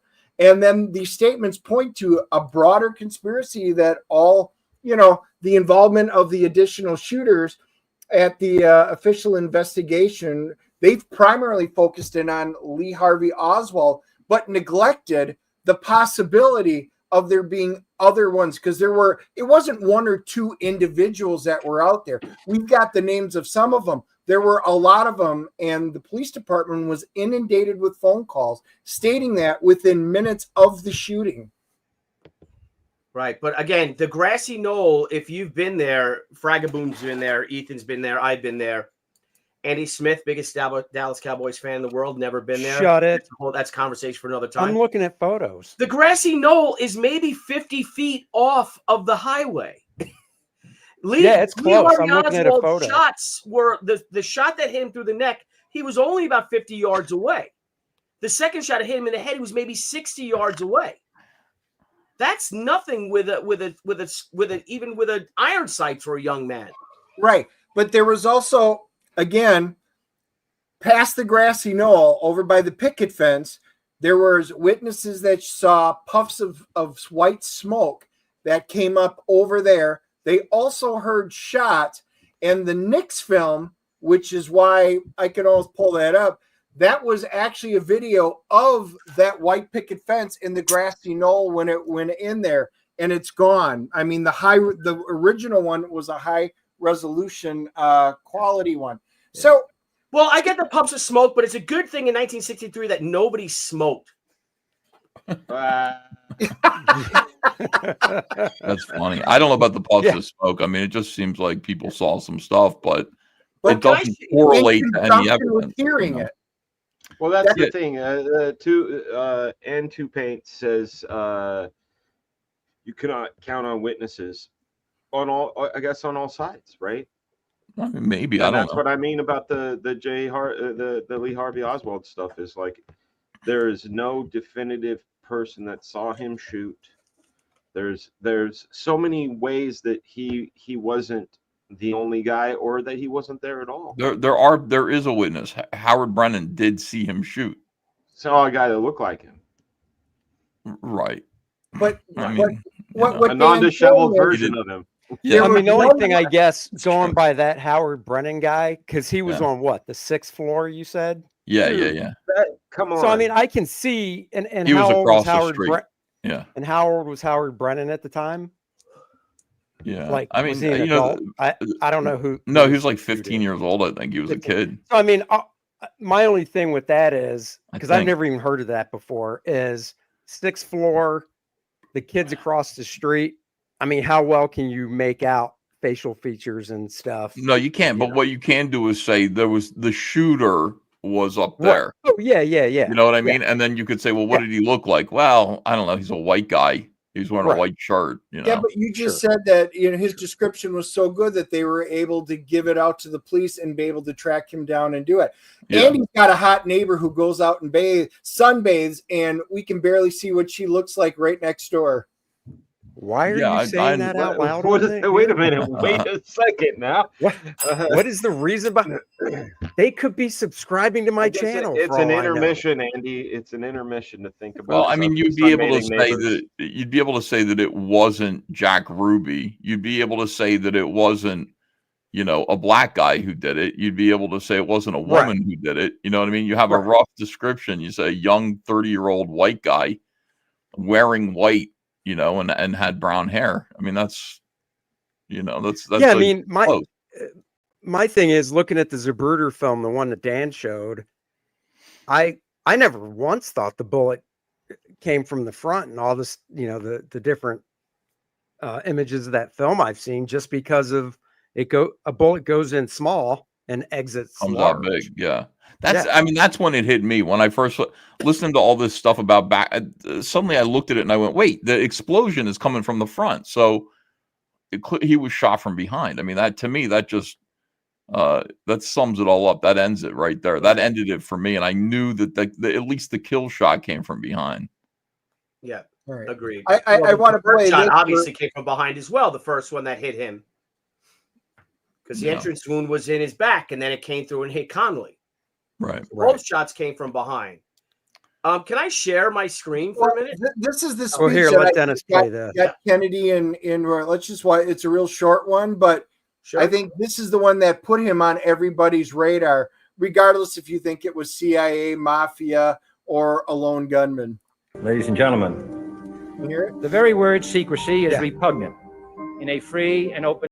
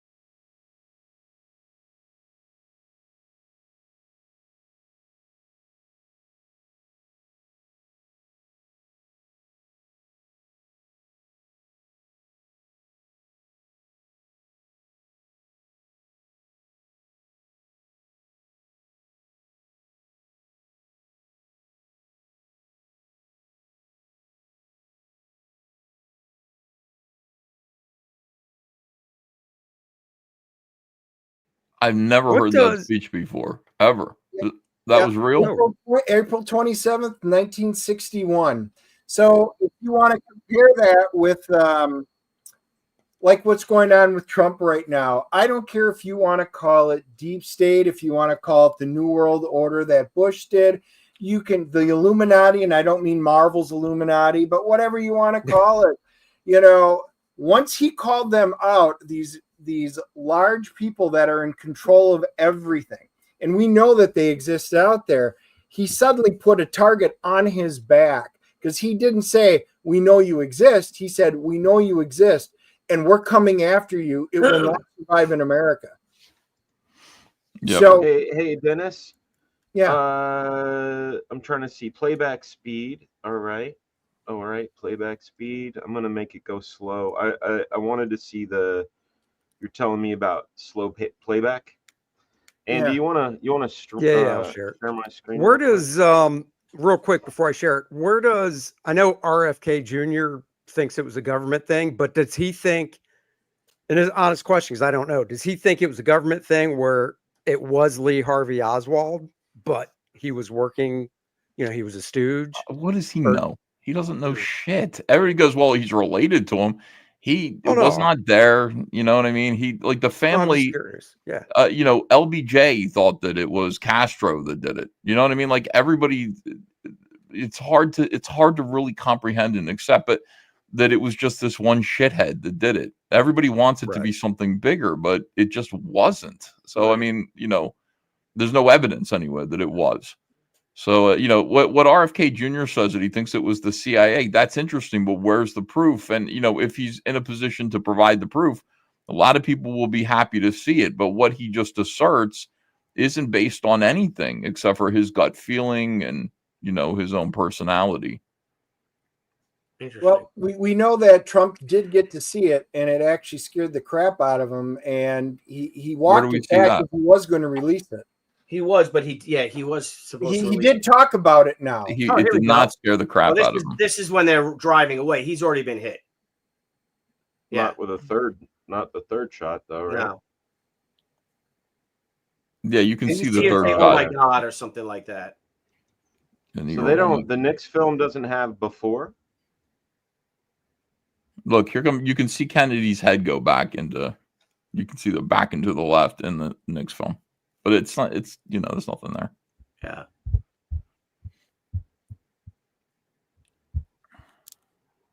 Terrible. That's the best version of the Knicks film I've ever seen. No.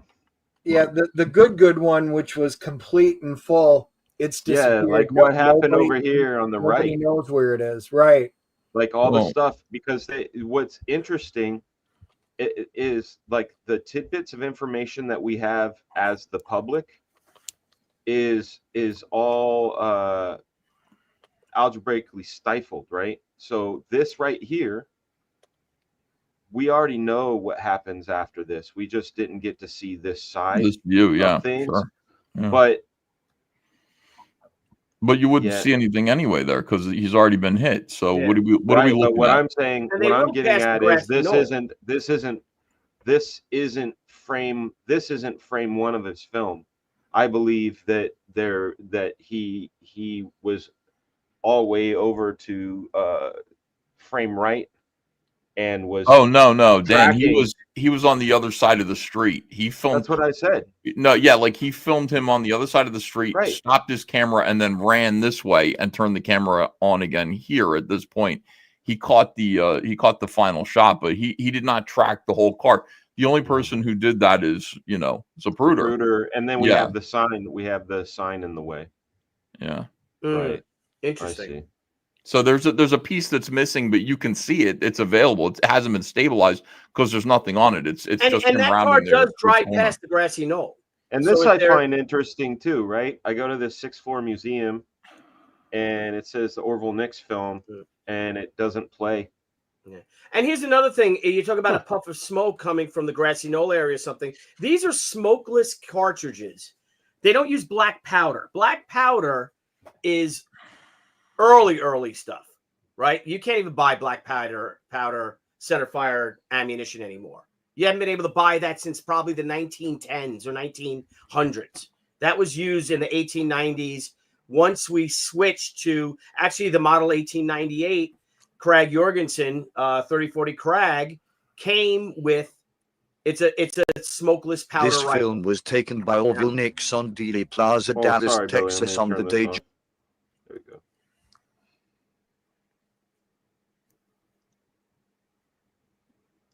I can put the volume back up. Slightly further back and slightly further to the left than the Marie Marchmo film, with both these films Imagine if this is submitted all as we had. evidence to further convict Lee Harvey Oswald for the brutal slaying of American President John F. Kennedy.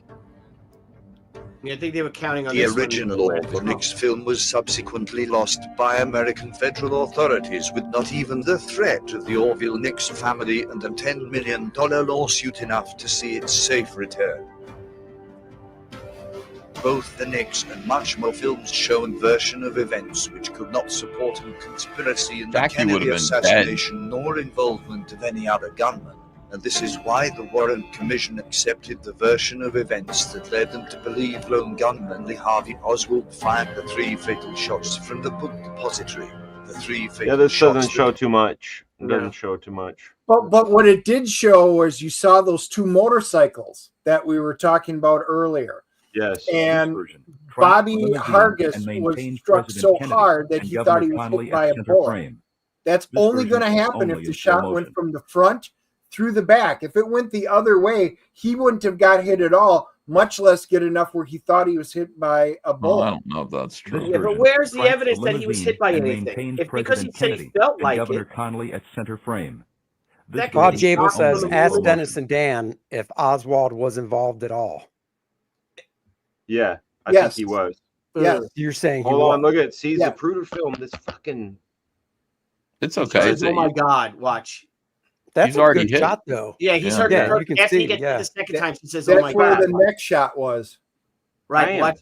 Bam. And then she goes, "Oh my God!" If you zoom in, See, the physics of that really look like he was hit by the front, but you can't focus on that. You have to focus on the But sprite. once again, if he was hit by the front, which that looks like it, and we can argue physics. Wait, what did it say? The Look for only the way driver? those motorcycle drivers would have been hit by, literally, it was the brains of him, is if the bullet was going from front to back. Yeah, but No, again, it isn't true. Look at how high the debris went in the air while they're moving forward. Wait. They're and saying down that the driver.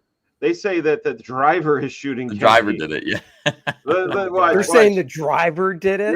Yeah, he did shot backwards. Pew. It looks like That's hilarious. Yeah, the top of his head looks like a gun at one point in one frame. That's funny. Well, that's like the Waco guys. You know, with the guys storming Waco, one of them shot themselves in the leg climbing up the ladder. He was trying to holster his pistol and he shot himself. Oh, really? Oh, yeah. If you see that, yeah. Oh no, I remember all that, but I didn't know that.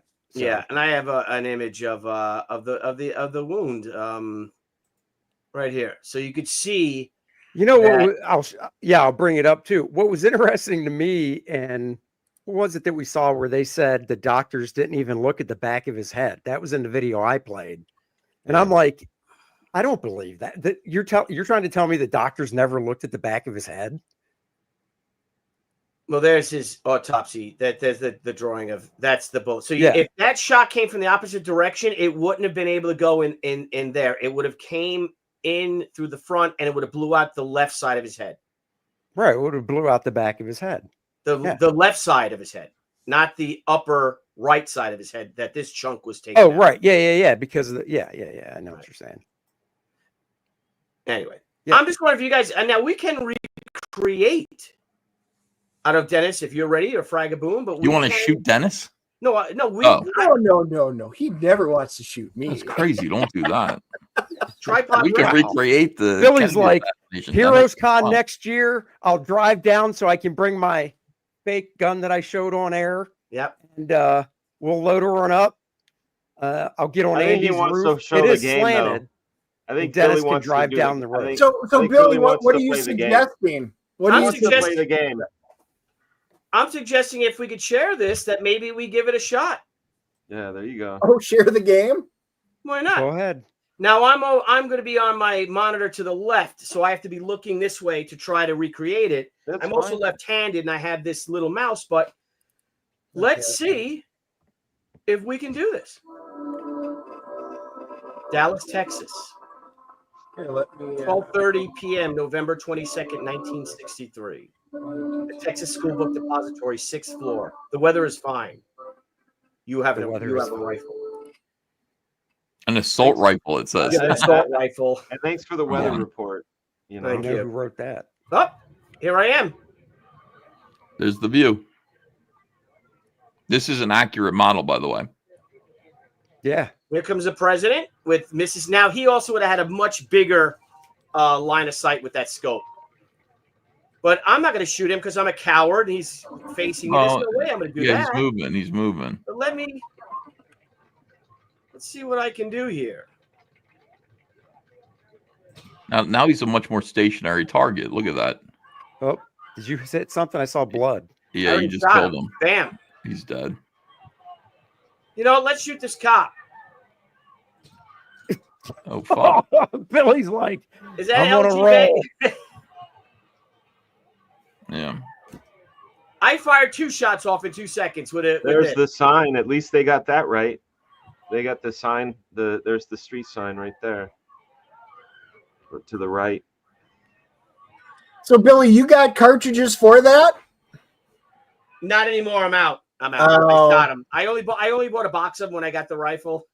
If you could share, hang on. Let me see if I can stop my screen. Dang it! I gotta quit this out. Hang on. Here, I'll remove it real fast. No, I'll quit. Yeah, I'll quit. I gotta quit. So Jim says they know for a fact that Gerald Ford altered the diagrams to make it fit their narrative. Who's they? The CIA, the FBI, I heard some dirty. I heard dirty things about Lady Bird Johnson. Good old Lyndon B. doing some salacious things with the president's skull. Oh, hey now. Good No, Lord. I'm not making shit up. I'm just kind of relaying some weird stuff. Well, hey, I heard that because there was a new book that came out about JFK. We all knew he was stooping the ladies in the White House, but I heard he was stooping 16-year-olds when he was in there. That's what is in that book. And I was like, whoa. Could be. Man of the That's hour. not what this penis can do for you. You.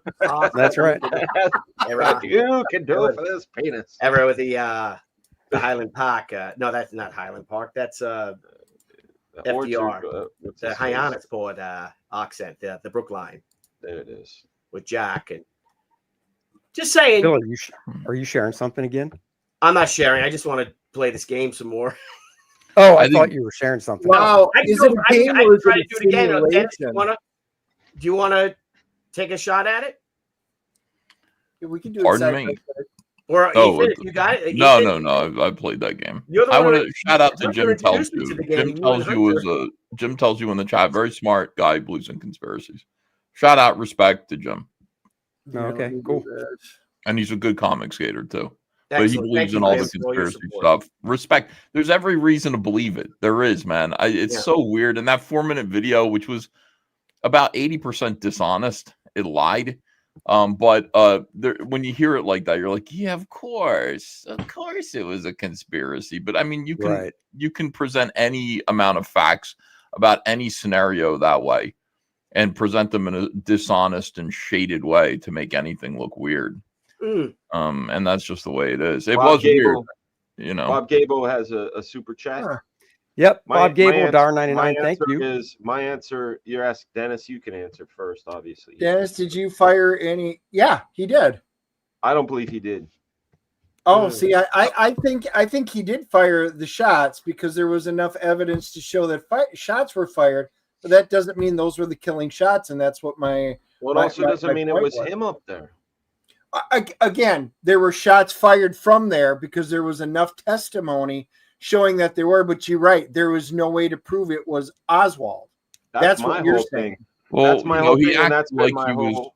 He acted like he was guilty. I would say, like, what do you mean? He said he was like, he was nonchalant. He did go get a soda and he just walked home, and then So I don't know. That's not all. Cops came and got him in the theater. He said, "Well, it's all over now," and he took a swing at a police officer. Why would you shoot a cop who stopped you on the street? Right. Why would you do that if you were innocent?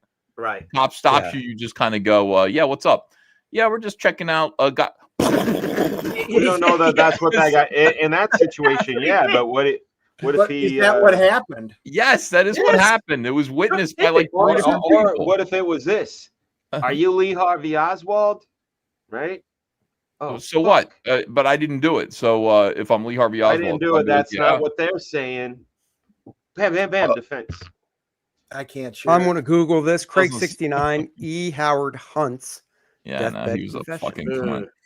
Yeah, great. What did he say? And I don't have to Google it. I assume you guys probably. A lot of people I've never heard of it. This is so important. Like, there are going to be a lot of people, like the mob is now saying, "No, we did it." You know, you might as well. You know what I mean? But none of it's credible. But they all said, but remember the mobsters when they were interviewed, they like Giancana and those guys, like well, I didn't do it, Yeah. but it was so and so who did it. You know, I bet it was so. Like all of them said it was one of the other mobsters. Michael Franzese he's all over the internet, like saying that the mob did it. It's very funny, you know. And everybody it's the Marilyn Monroe connection, right? Yeah. Yeah, so JD, I can look up that. I'm going to look up the timeline. Is there is there supposedly a connection between him and his brother, or are they saying no? Like in the world, it was weird. Like I think JFK's assassination really set off an avalanche where it just kind of like was so beyond the pale that it just allowed for more of that bullshit in the 1960s. It was, think about the 1950s and how civilized America was. And then that happens. And then the 1960s, from 1963 all the way to Charles Manson and in 1969. I mean, it was a chaotic, ugly Vietnam, you know, a fucking awful decade. And you've got more political assassinations, 2 more in America, actually several more in America, some that didn't actually go through all the way. Some, guys who survived. Who was the Republican guy who the governor of Alabama? Wallace. Wallace. Well, he was a Democrat. He was a Republican. Wallace was a Democrat. Yeah, he was a Democrat, but he was assassinated too, but he survived. Okay, but he was put in a wheelchair. Like in the 1960s, all of a sudden, because it happened once. Yeah. This is how societies are corroded. It's like it becomes acceptable to do it more. And I don't know. Like RFK, his circumstances were weird. Sirhan was a fucking weird. If anybody was a CIA robot, it would have been him. Yeah. You know, Martin Luther King, you know, and all this stuff. And then you've got like decades go by where people believe that the government does it, and more generations of Americans become CIA agents who also believe that this is what the CIA did in the 1960s. And the next thing you know, Matthew Thomas Crooks is on a slanted roof with Donald Trump, and they're sitting there. You know what I mean? It's like, I believe now. I believe that Crooks was a CIA plant. I do believe that. And I believe that that kind of thing is possible in the United States of America because of what happened at JFK. But that doesn't mean that they're both the same thing. They're not. Lee Harvey Oswald, I do believe Lee Harvey Oswald had the bright idea by himself to get into the history books one way or another. I'm a big, important man. Nobody's looking at me. I failed to kill Governor Wallace. My wife is now a dyke. Like, I can't feed my kids. Fuck America. I didn't make it in Russia. I'm not making it here. I'm going to punish you guys for this. And we see people like this. Lee Harvey Oswald was an oddball in 1963. The entire comic book industry is made up of Lee Harvey Oswalds today. I mean, they're so common. Weirdos with the same attitude, the same politics. And that's the way society goes. Right downhill. Right down the leftists, trying to assassinate people or assassinating people from you go to Archduke Ferdinand, right? In 1914, assassinated by all these political assassinations. Almost all of them have been by leftists. Yeah, Garfield. Yep, Abraham Lincoln. Garfield. The attempted assassination of Theodore Roosevelt was by a leftist. You look at Harvey Milk. Yeah, all of them. Well, the guy, Mark Milk was killed by the other guy. Yeah, he didn't shoot. Milk was one who was That assassinated. was a Moscone. Right. And, But the other guy, Moscone, yeah, he was a nut too. Then you had, I mean, look at with Gerald Ford, the two women that tried to assassinate him. You look at which is Reagan. You look at with Donald Trump. It's crazy. It happens. I mean, there are people who like, you wouldn't think that like Reagan's assassin was a CIA plant. Like, this was just a piece of shit that was trying to get attention. But you know what? If he'd succeeded, I'll bet you we would be saying he was a CIA plant. You know what I mean? If Reagan was actually killed, we'd be like, who was this guy? How did he get so close? How was he able to kill the president? And a whole bigger phenomenon would have grown up around him, rather than just this sad sack that again was trying to impress a lesbian. I think this whole JFK thing has a bow on it, and that's why I don't trust it. You know what I mean? Like, agreed. All of these things that aligned perfectly for this one thing, it just doesn't seem right to me. The fact that it's got this neat bow on it.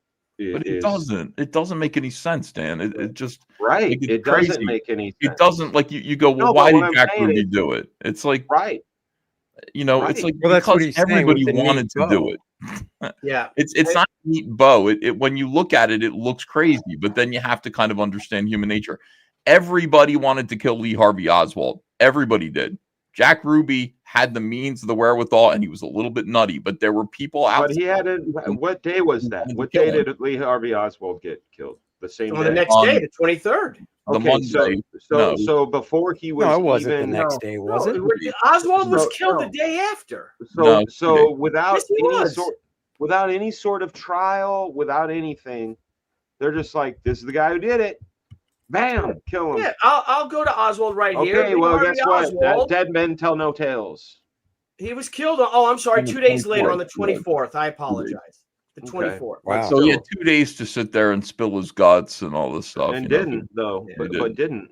Now, here's JD Tippett. But he could have been killed sooner, too.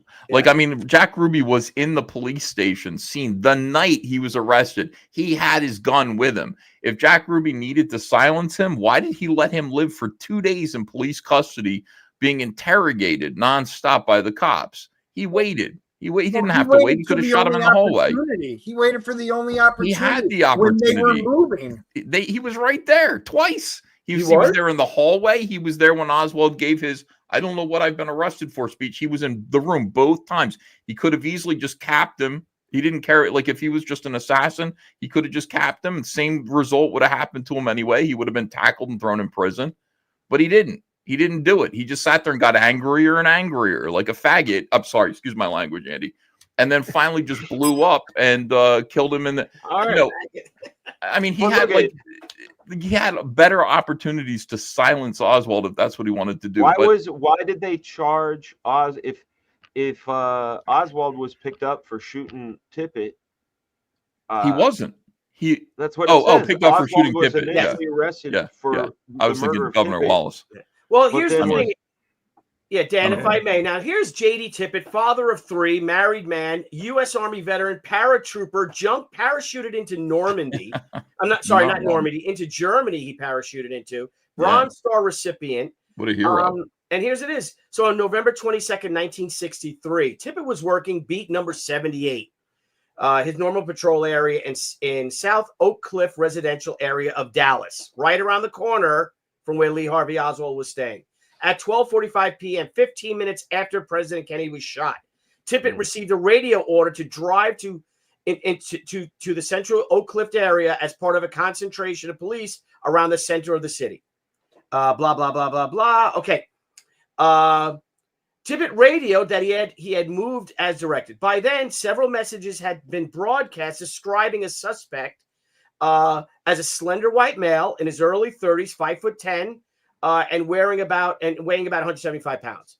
Oswald was only 24. He was 5'9", and he only weighed 135, but et cetera, et cetera. Tippett spoke his last known words 10-4. At approximately 1:11 to 1:14 p.m., Tippett was driving slowly eastward on East 10th Street, about 100 feet past the intersection, blah, blah, blah, blah, blah. Oswald walked over to Tippett's car. Okay. He pulled alongside a man who resembled the police description. Oswald walked over to Tippett's car and exchanged word with him through an open vent window. Tippett opened the car door and began walking to the front of the car. Oswald then drew his handgun and fired 4 shots in rapid succession. 3 bullets hit Tippett in the chest. And as he lay on the ground, another shot right at his right temple, killing him instantly with the coup de grace, a cold-blooded murderer, whatchamacallit, shot to the kill shot, whatever, you know what I mean? Assassination shot. Yeah, you're getting a job done. Why would he kill that police officer?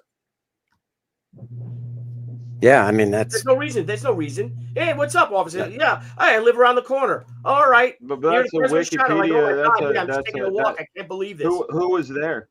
There was a witness, a woman across the street. And she I don't know. I don't remember their names. There were actually two or three witnesses that actually saw it happen. And they pointed like, hey, the guy ran that way. It's like that's how they found him in the theater. As Ethan said, he then went into a shoe store where a woman saw him. He noticed a woman looking at him. She called police. He then went into the theater. And that's when the police officers went in there. And when they confronted him, he stood up, as Ethan said, and says, "This is it." And pulled out his pistol to shoot the police officer, who then took his hand. I don't know if I can show that. Well, this isn't real. Okay. Can I do that or no? Yeah, go ahead. Yeah, right. So here's the pistol right here, right? Pulled out his revolver. The police officer grabbed it. The police officer's hand went here where the hammer was. And Oswald fired the pistol, but because the officer, now it was a revolver with a far bigger one like that, the police officer's hand, because he grabbed for the gun, stopped the hammer from striking the firing pin. And then a scuffle ensued. So, by the way, Oswald did it. Are you saying that he was like, "Oh, I'm just going to get away from it"? Do you think he had an exit plan? He knew he wasn't going to be caught? No. Or do you think he's like, "If I do this, I know I'm a dead man"? I think so. I'm going to take out as many people as I want. Why would you kill the police officer? Remember, he's 24 years old, too. As Ethan said, he's a weirdo. He's a kid, really. He's a very... I mean, think about in Pennsylvania with Trump and the first dude on the roof. Yeah. There's no way that kid had an exit plan. Right. If Trump didn't turn his head and he actually succeeded, that kid's dead no matter what. Yeah. So it isn't strange that he just slowly walked downstairs, grabbed a Coke, then just started walking down the street. And I don't know, man. I never killed a president before. I don't know how you behave. Like, I think he was just trying to get away. He didn't have to. He could have stayed there, but he was trying to get away. I don't know what his plan was. And maybe that's part of the conspiracy. Maybe like the CIA said, we're going to pick you up at this movie theater. I don't know. Right. But who knows? Yeah. Rochelle. Apparently I hear that. Again, why kill the police officer? I didn't even know about the police officer thing. Was that in the JFK movie? It probably was, but I forgot because I saw it. I don't remember. I haven't seen it since it came out. Jim tells you this is it for Ethan. Don't you think it's a little weird that George H. Bush was the director of operations at CIA when got killed and his son Kennedy Neil? Oh yeah, and his son Neil had dinner with the Hinckley's brother the night before Reagan was shot. And I did hear that. I knew that's weird, man. Yeah, I do think that's a little weird. I don't know. Oh yeah, maybe you're right. I just heard about that recently, actually, on a podcast. But yeah. Yeah, I was going to say, I think Grey Wolf had mentioned something up there. I'll see if I can find it. Yeah. JFK was going to drop Johnson off the ticket, and Johnson was under investigation for corruption. Johnson had it done so he could become president and then put a lid on the investigation. I mean, the first part is true. I mean, they knew he was that was going to be an issue. So could he have done it? Or would that be motive to get rid of somebody who's, I don't know, it's politics. Yeah, but he was in Texas to begin with because he needed that. He needed the South. He needed the Southern vote, Democratic vote. I don't see how he could have dropped LBJ. I don't see how. He needed it because he's this northerner, this northeasterner, patrician class, Harvard man, Harvard Yard, brainiac. And he needed that Southern Democratic vote. That's why he was in Dallas in the first place. Right? I hear what you're saying. Very interesting. But just if that's just it, well, I need him. Well, you could get a lot of people to help you with the South. I mean, if there was that much going on behind the scenes and he was there to root out corruption, I don't know. I'm just saying that first part was true. Could that be motive? Could he have been? Kennedys you got J. Edgar Hoover that was in on it. I'm just saying. But the Kennedy, I understand that, but the Kennedy's the most corrupt family. What their father did, how they made all their money, is their father was a mobster. So they're incredibly corrupt. The mob got him elected. And remember how close that vote was. If you really look at it, Nixon won that election. Had it not been for Mayor Daley and the Chicago mob to give him Illinois. All right, so $20, that's huge for me. Oh. Alpha Suma says, I agree with all of you in paying Andy $20. Check the Umbrella Man. What about the Babushka lady? What documents are being held back from their 2017 scheduled release? Release was held back in both 2017 and 2021. I know none of what he speaks. I know he could be pulling my leg for all I know. He's not. What do you think? He's not. No, I think that every time they say they're gonna give us some info, they don't. Yeah, well, they give us a lot. There's still some stuff they're holding back. You know what I think it is? I'll tell you why.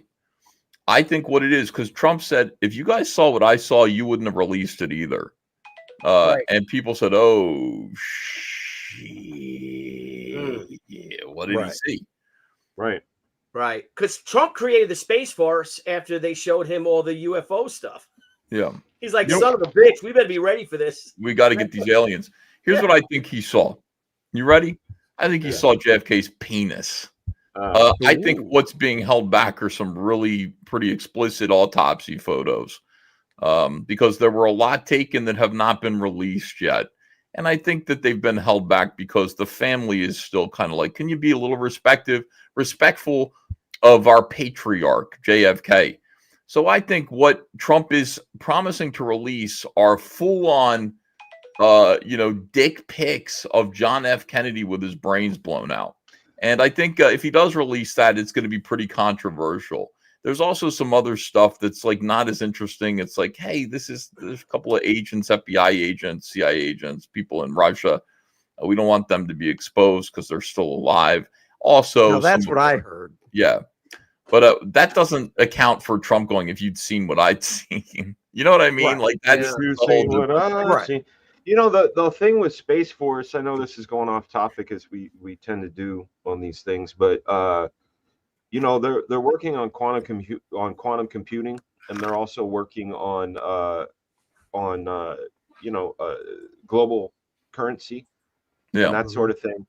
And the best way to protect that from anybody is to put all of the infrastructure up in space. You know what I'm saying? Like, if you can't attack a server if it's up in space. Yeah. Yeah. Well, I think Space Force is more than just outer space. They've got a lot of stuff going on within inner space, as in the internet, and they're there watching stuff and collecting data. So I think Space Force is a multi-pronged. It's very interesting talking to the Air Force people and stuff about it. But I think there's more to it than just little aliens. Very interesting. Very interesting, Dennis. Yeah. Who was that dude? Who was that guy's name that somebody mentioned in the chat to say read his dying statement or something? Oh, the Hudson. Anybody know what that was about? Hudson, no, I don't know what it's about. Yeah, there you go. E. Howard Hunt. He was one of the burglars, the Watergate burglars. So what I don't did know. he say? Do you? Oh. No, I don't know offhand. I think he confessed to killing JFK. Come on. Oh. I don't know. You can believe it if you want to. I don't think it's true. He just doesn't seem like he doesn't seem like the kind of guy you would want to listen to. It still doesn't take away from the fact that Sir Arthur Conan Doyle was Jack the Ripper. No, that's true. That's not true. So after it was Stone that made Oliver Stone that made JFK, right? Yes. And then after he made it, years went by or something. And did he say something about him making it and he shouldn't have, or did he? Or am I misremembering something? Does that ring a bell with any of you guys? It was a good film, but there were scores of historical inaccuracies. One being really? Yeah, like the magic bullet. His whole thing about the magic bullet was that he had... Oh, that was in the film? Dude, I haven't seen the film since it came out, probably. Yeah. The whole thing was that he, in the courtroom scene, he's talking about that JFK and Connolly, that Connolly is sitting directly in front of JFK. He wasn't. He was off to JFK's left, but he was also sitting in the jump seat. So Connolly, if you look at the video of JFK and Connolly talking, Connolly's a good 10 inches below JFK, sitting lower than him, because he's sitting on this little tiny seat in the limousine. So he's not even sitting even with him. That's why his whole thing with the magic bullet, how we can come here and turn and then strike here. No, because JFK and Connolly were like do this side. Right. Like this. So here's JFK, here's Connolly, and here's the church, and there's the staple. And if you open that door, you'll see all those people there. Look at all those people. Nice. $2, Stephen Della Vega. Dan Fraga definitely rules. Back by man. Flag. Fraga, man. There you go. Thank you. Well, I believe we have solved it. I think we have Andy, done it. Where are I do feel like we're at the end of the episode, and I feel like nobody's mind was changed. No, well, you can vote in the chat. Say one shooter or two. If you guys believe it was one shooter, hit one or more. If it was one or more, hit two. Yeah, there you go. Hit one if you think it, yeah. You know, the funny thing is, if they ever do release this stuff and it actually comes out, you know, they won't release it all. But if we do find out something a little more definitive, penis, I would say we have a really good a good drink. We have another live stream aftermath drink stream. Yes. And don't forget, they did dig up Lee Harvey Oswald, and there are pictures of his skull and all that stuff. Why'd they do that? Why'd they do that? They didn't dig him up. Are you serious? I'm dead. So it's called the exhumation. Why'd they dig him up? Of Lee Harvey Oswald. What was the impetus of that? Yeah. Well, there were some people who said, I don't think that's Lee Harvey Oswald in the grave. I don't think that's really him. And so they did here if you want to look, are some images of Oswald's teeth to identify that it is, in fact, see LHO, Lee Harvey Oswald. These are images of his teeth. His horrible rotten teeth, which, by the way, you know, proved definitively that he was Lee Harvey Oswald. This was back in 1981 that this happened. So he was. And there's another thing too, is that that Zapruder film was, I believe, it was bought by Life magazine. Yeah, and it was National Geographic. Only released stills. They never released a film until 1974, I think it was, and Geraldo Rivera actually unveiled it on national television. Did not know that either. I'm counting the votes right now. Currently, we're looking at 6-6. Oh no, that's 7. No, that's a 7. I like that the thumbnail says JKF assassination. Yeah. Does it say JKF? Does it? Yeah. Oh, dude. Does it really? Yeah. That's my Billy Tucci in there. You motherfucker. Son of a bitch. All right, 7-8 so far. 7-9.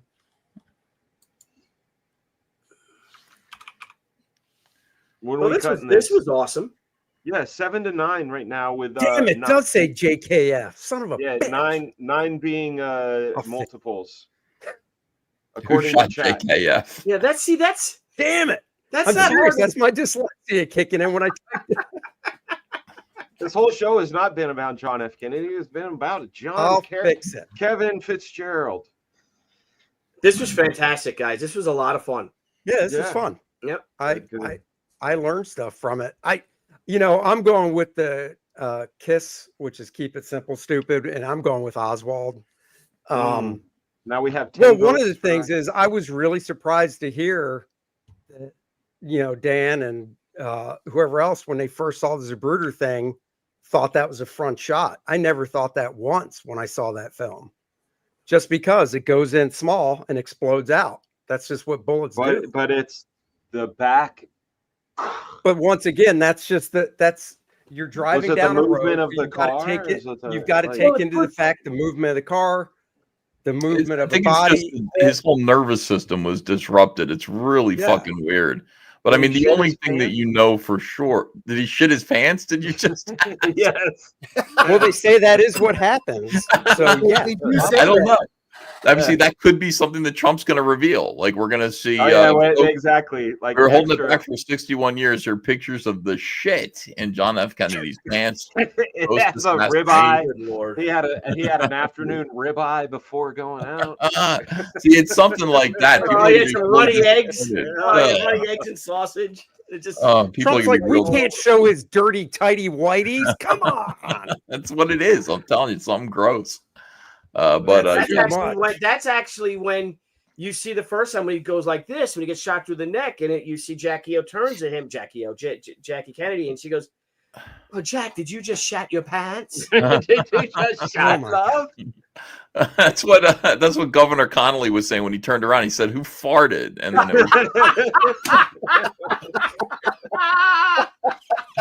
oh my God. Yeah, I know. It's awful. That is disgusting. It is, yeah. But great show. Well, that was I thought that was fun. And I actually went and subscribed to that Vince Palamera's YouTube channel so I can watch some of his stuff later. So awesome. Guys, tonight is this Comicsgate art auction. If anybody would like to participate and sell some drawings, people would appreciate it. What time is it on? 7 o'clock tonight, 7 o'clock tomorrow, 7 o'clock Sunday. We're just going to go from 7 to midnight. Days. Yeah, 3 days, because it's people just there are going to be a lot of people who want to participate. Are you going to go for a couple hours? Because we have like a birthday dinner to go. I'm going to go till midnight because there are a lot of people who want to participate. I want to accommodate everybody, and see if we can get like 3 or 4 items sold, per person. So we'll see. Cool. Join me does anybody want to promote anything before we wrap it up? Dan, since you're up there first in order. I want to, shout out all my bros and their campaigns and my own campaign with Black Flag. And Ethan, you got a bunch going on, right? You got Elephant and some other good stuff. I don't know, a lot of really fun things going on. Go see. Well, Dan, have you seen the Rob Liefeld cover for Billy's campaign? I haven't yet. I saw the silhouette. Yeah, and that silhouette. Now you see the whole thing. Yeah, thank you guys. This is only a 21-day campaign. We got 2 weeks left. We're so close to unlocking our $60,000 fire stretch goal. But check it out, John Malin. Let's see what you think about this one, buddy.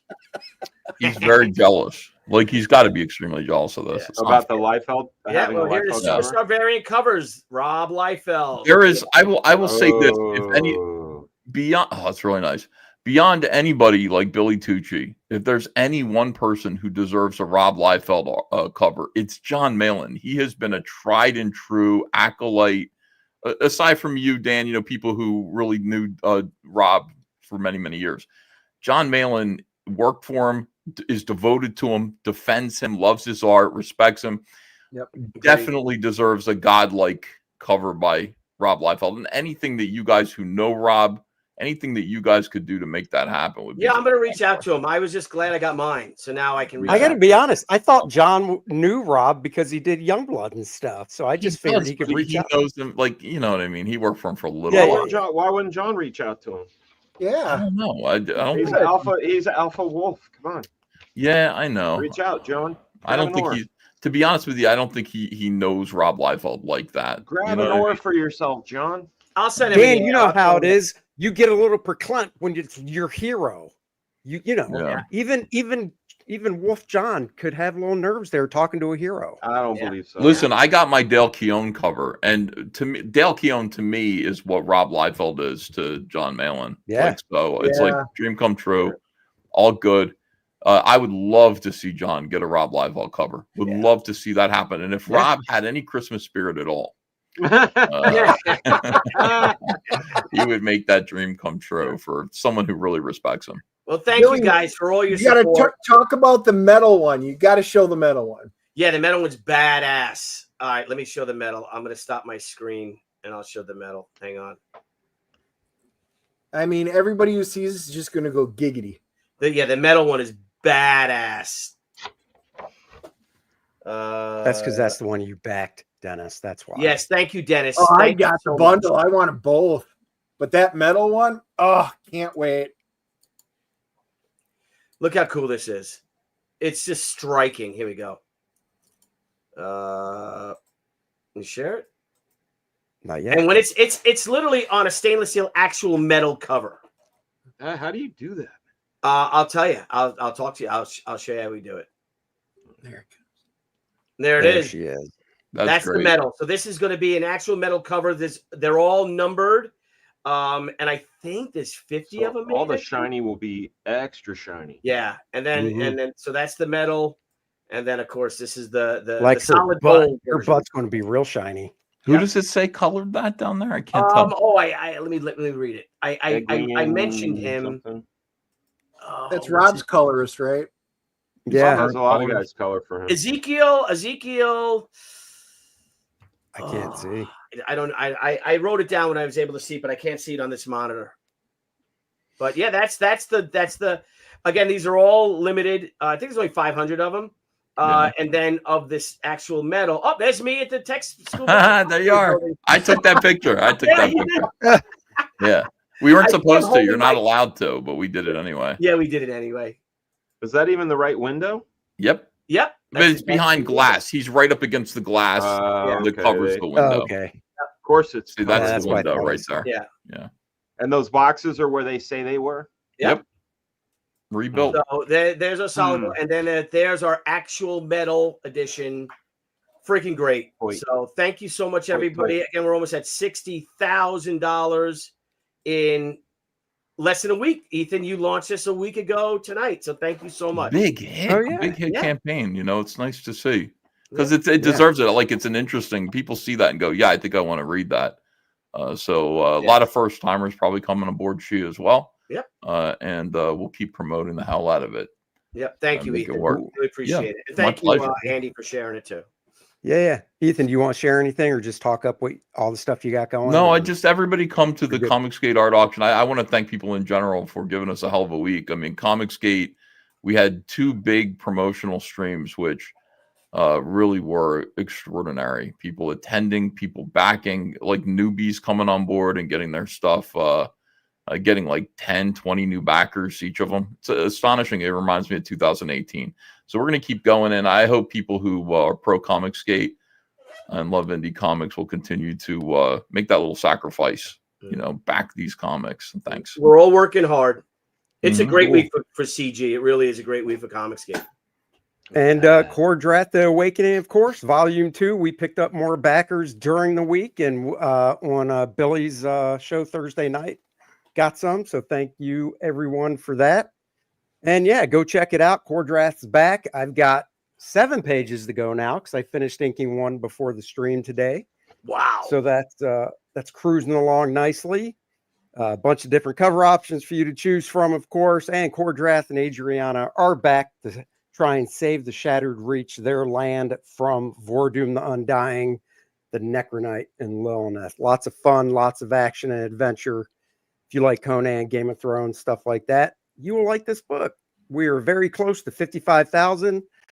So go check it out. Link in the description below. And as Randy has stated, he's posted all the links on X in one nice post. So thank you very much for that, Randy. Really appreciate it. Yep. Joe says the D&D module is excellent. Don't forget to back that too. Thank you, Joe. It's just about ready to go to printer. So the next the next saga will be hitting real soon, so it will be ready when the campaign ends. There you go. And that's it, guys. Thank you all for watching. I had a great time because I actually did learn a lot of stuff I didn't know about this. And who knows, maybe next year at this time, Trump will have released everything and we can show his dirty underwear. Oh, Lord. Oh, wow. Because that would be fun. I want to know what his Texas brunch was. You know what I'm saying? Oh, that's what I'm talking about. That's damn. So there you go, guys. Until next time, thank you for joining us. Everybody have a great night. And like Ethan said, 7 o'clock is the art auction. Comic Arts Pro Secrets. See you there. All right. Thanks, Ethan. Bye. Thanks, Andy. Thanks, everybody. Boom. Thank you. Good to see you guys. Bye-bye, guys.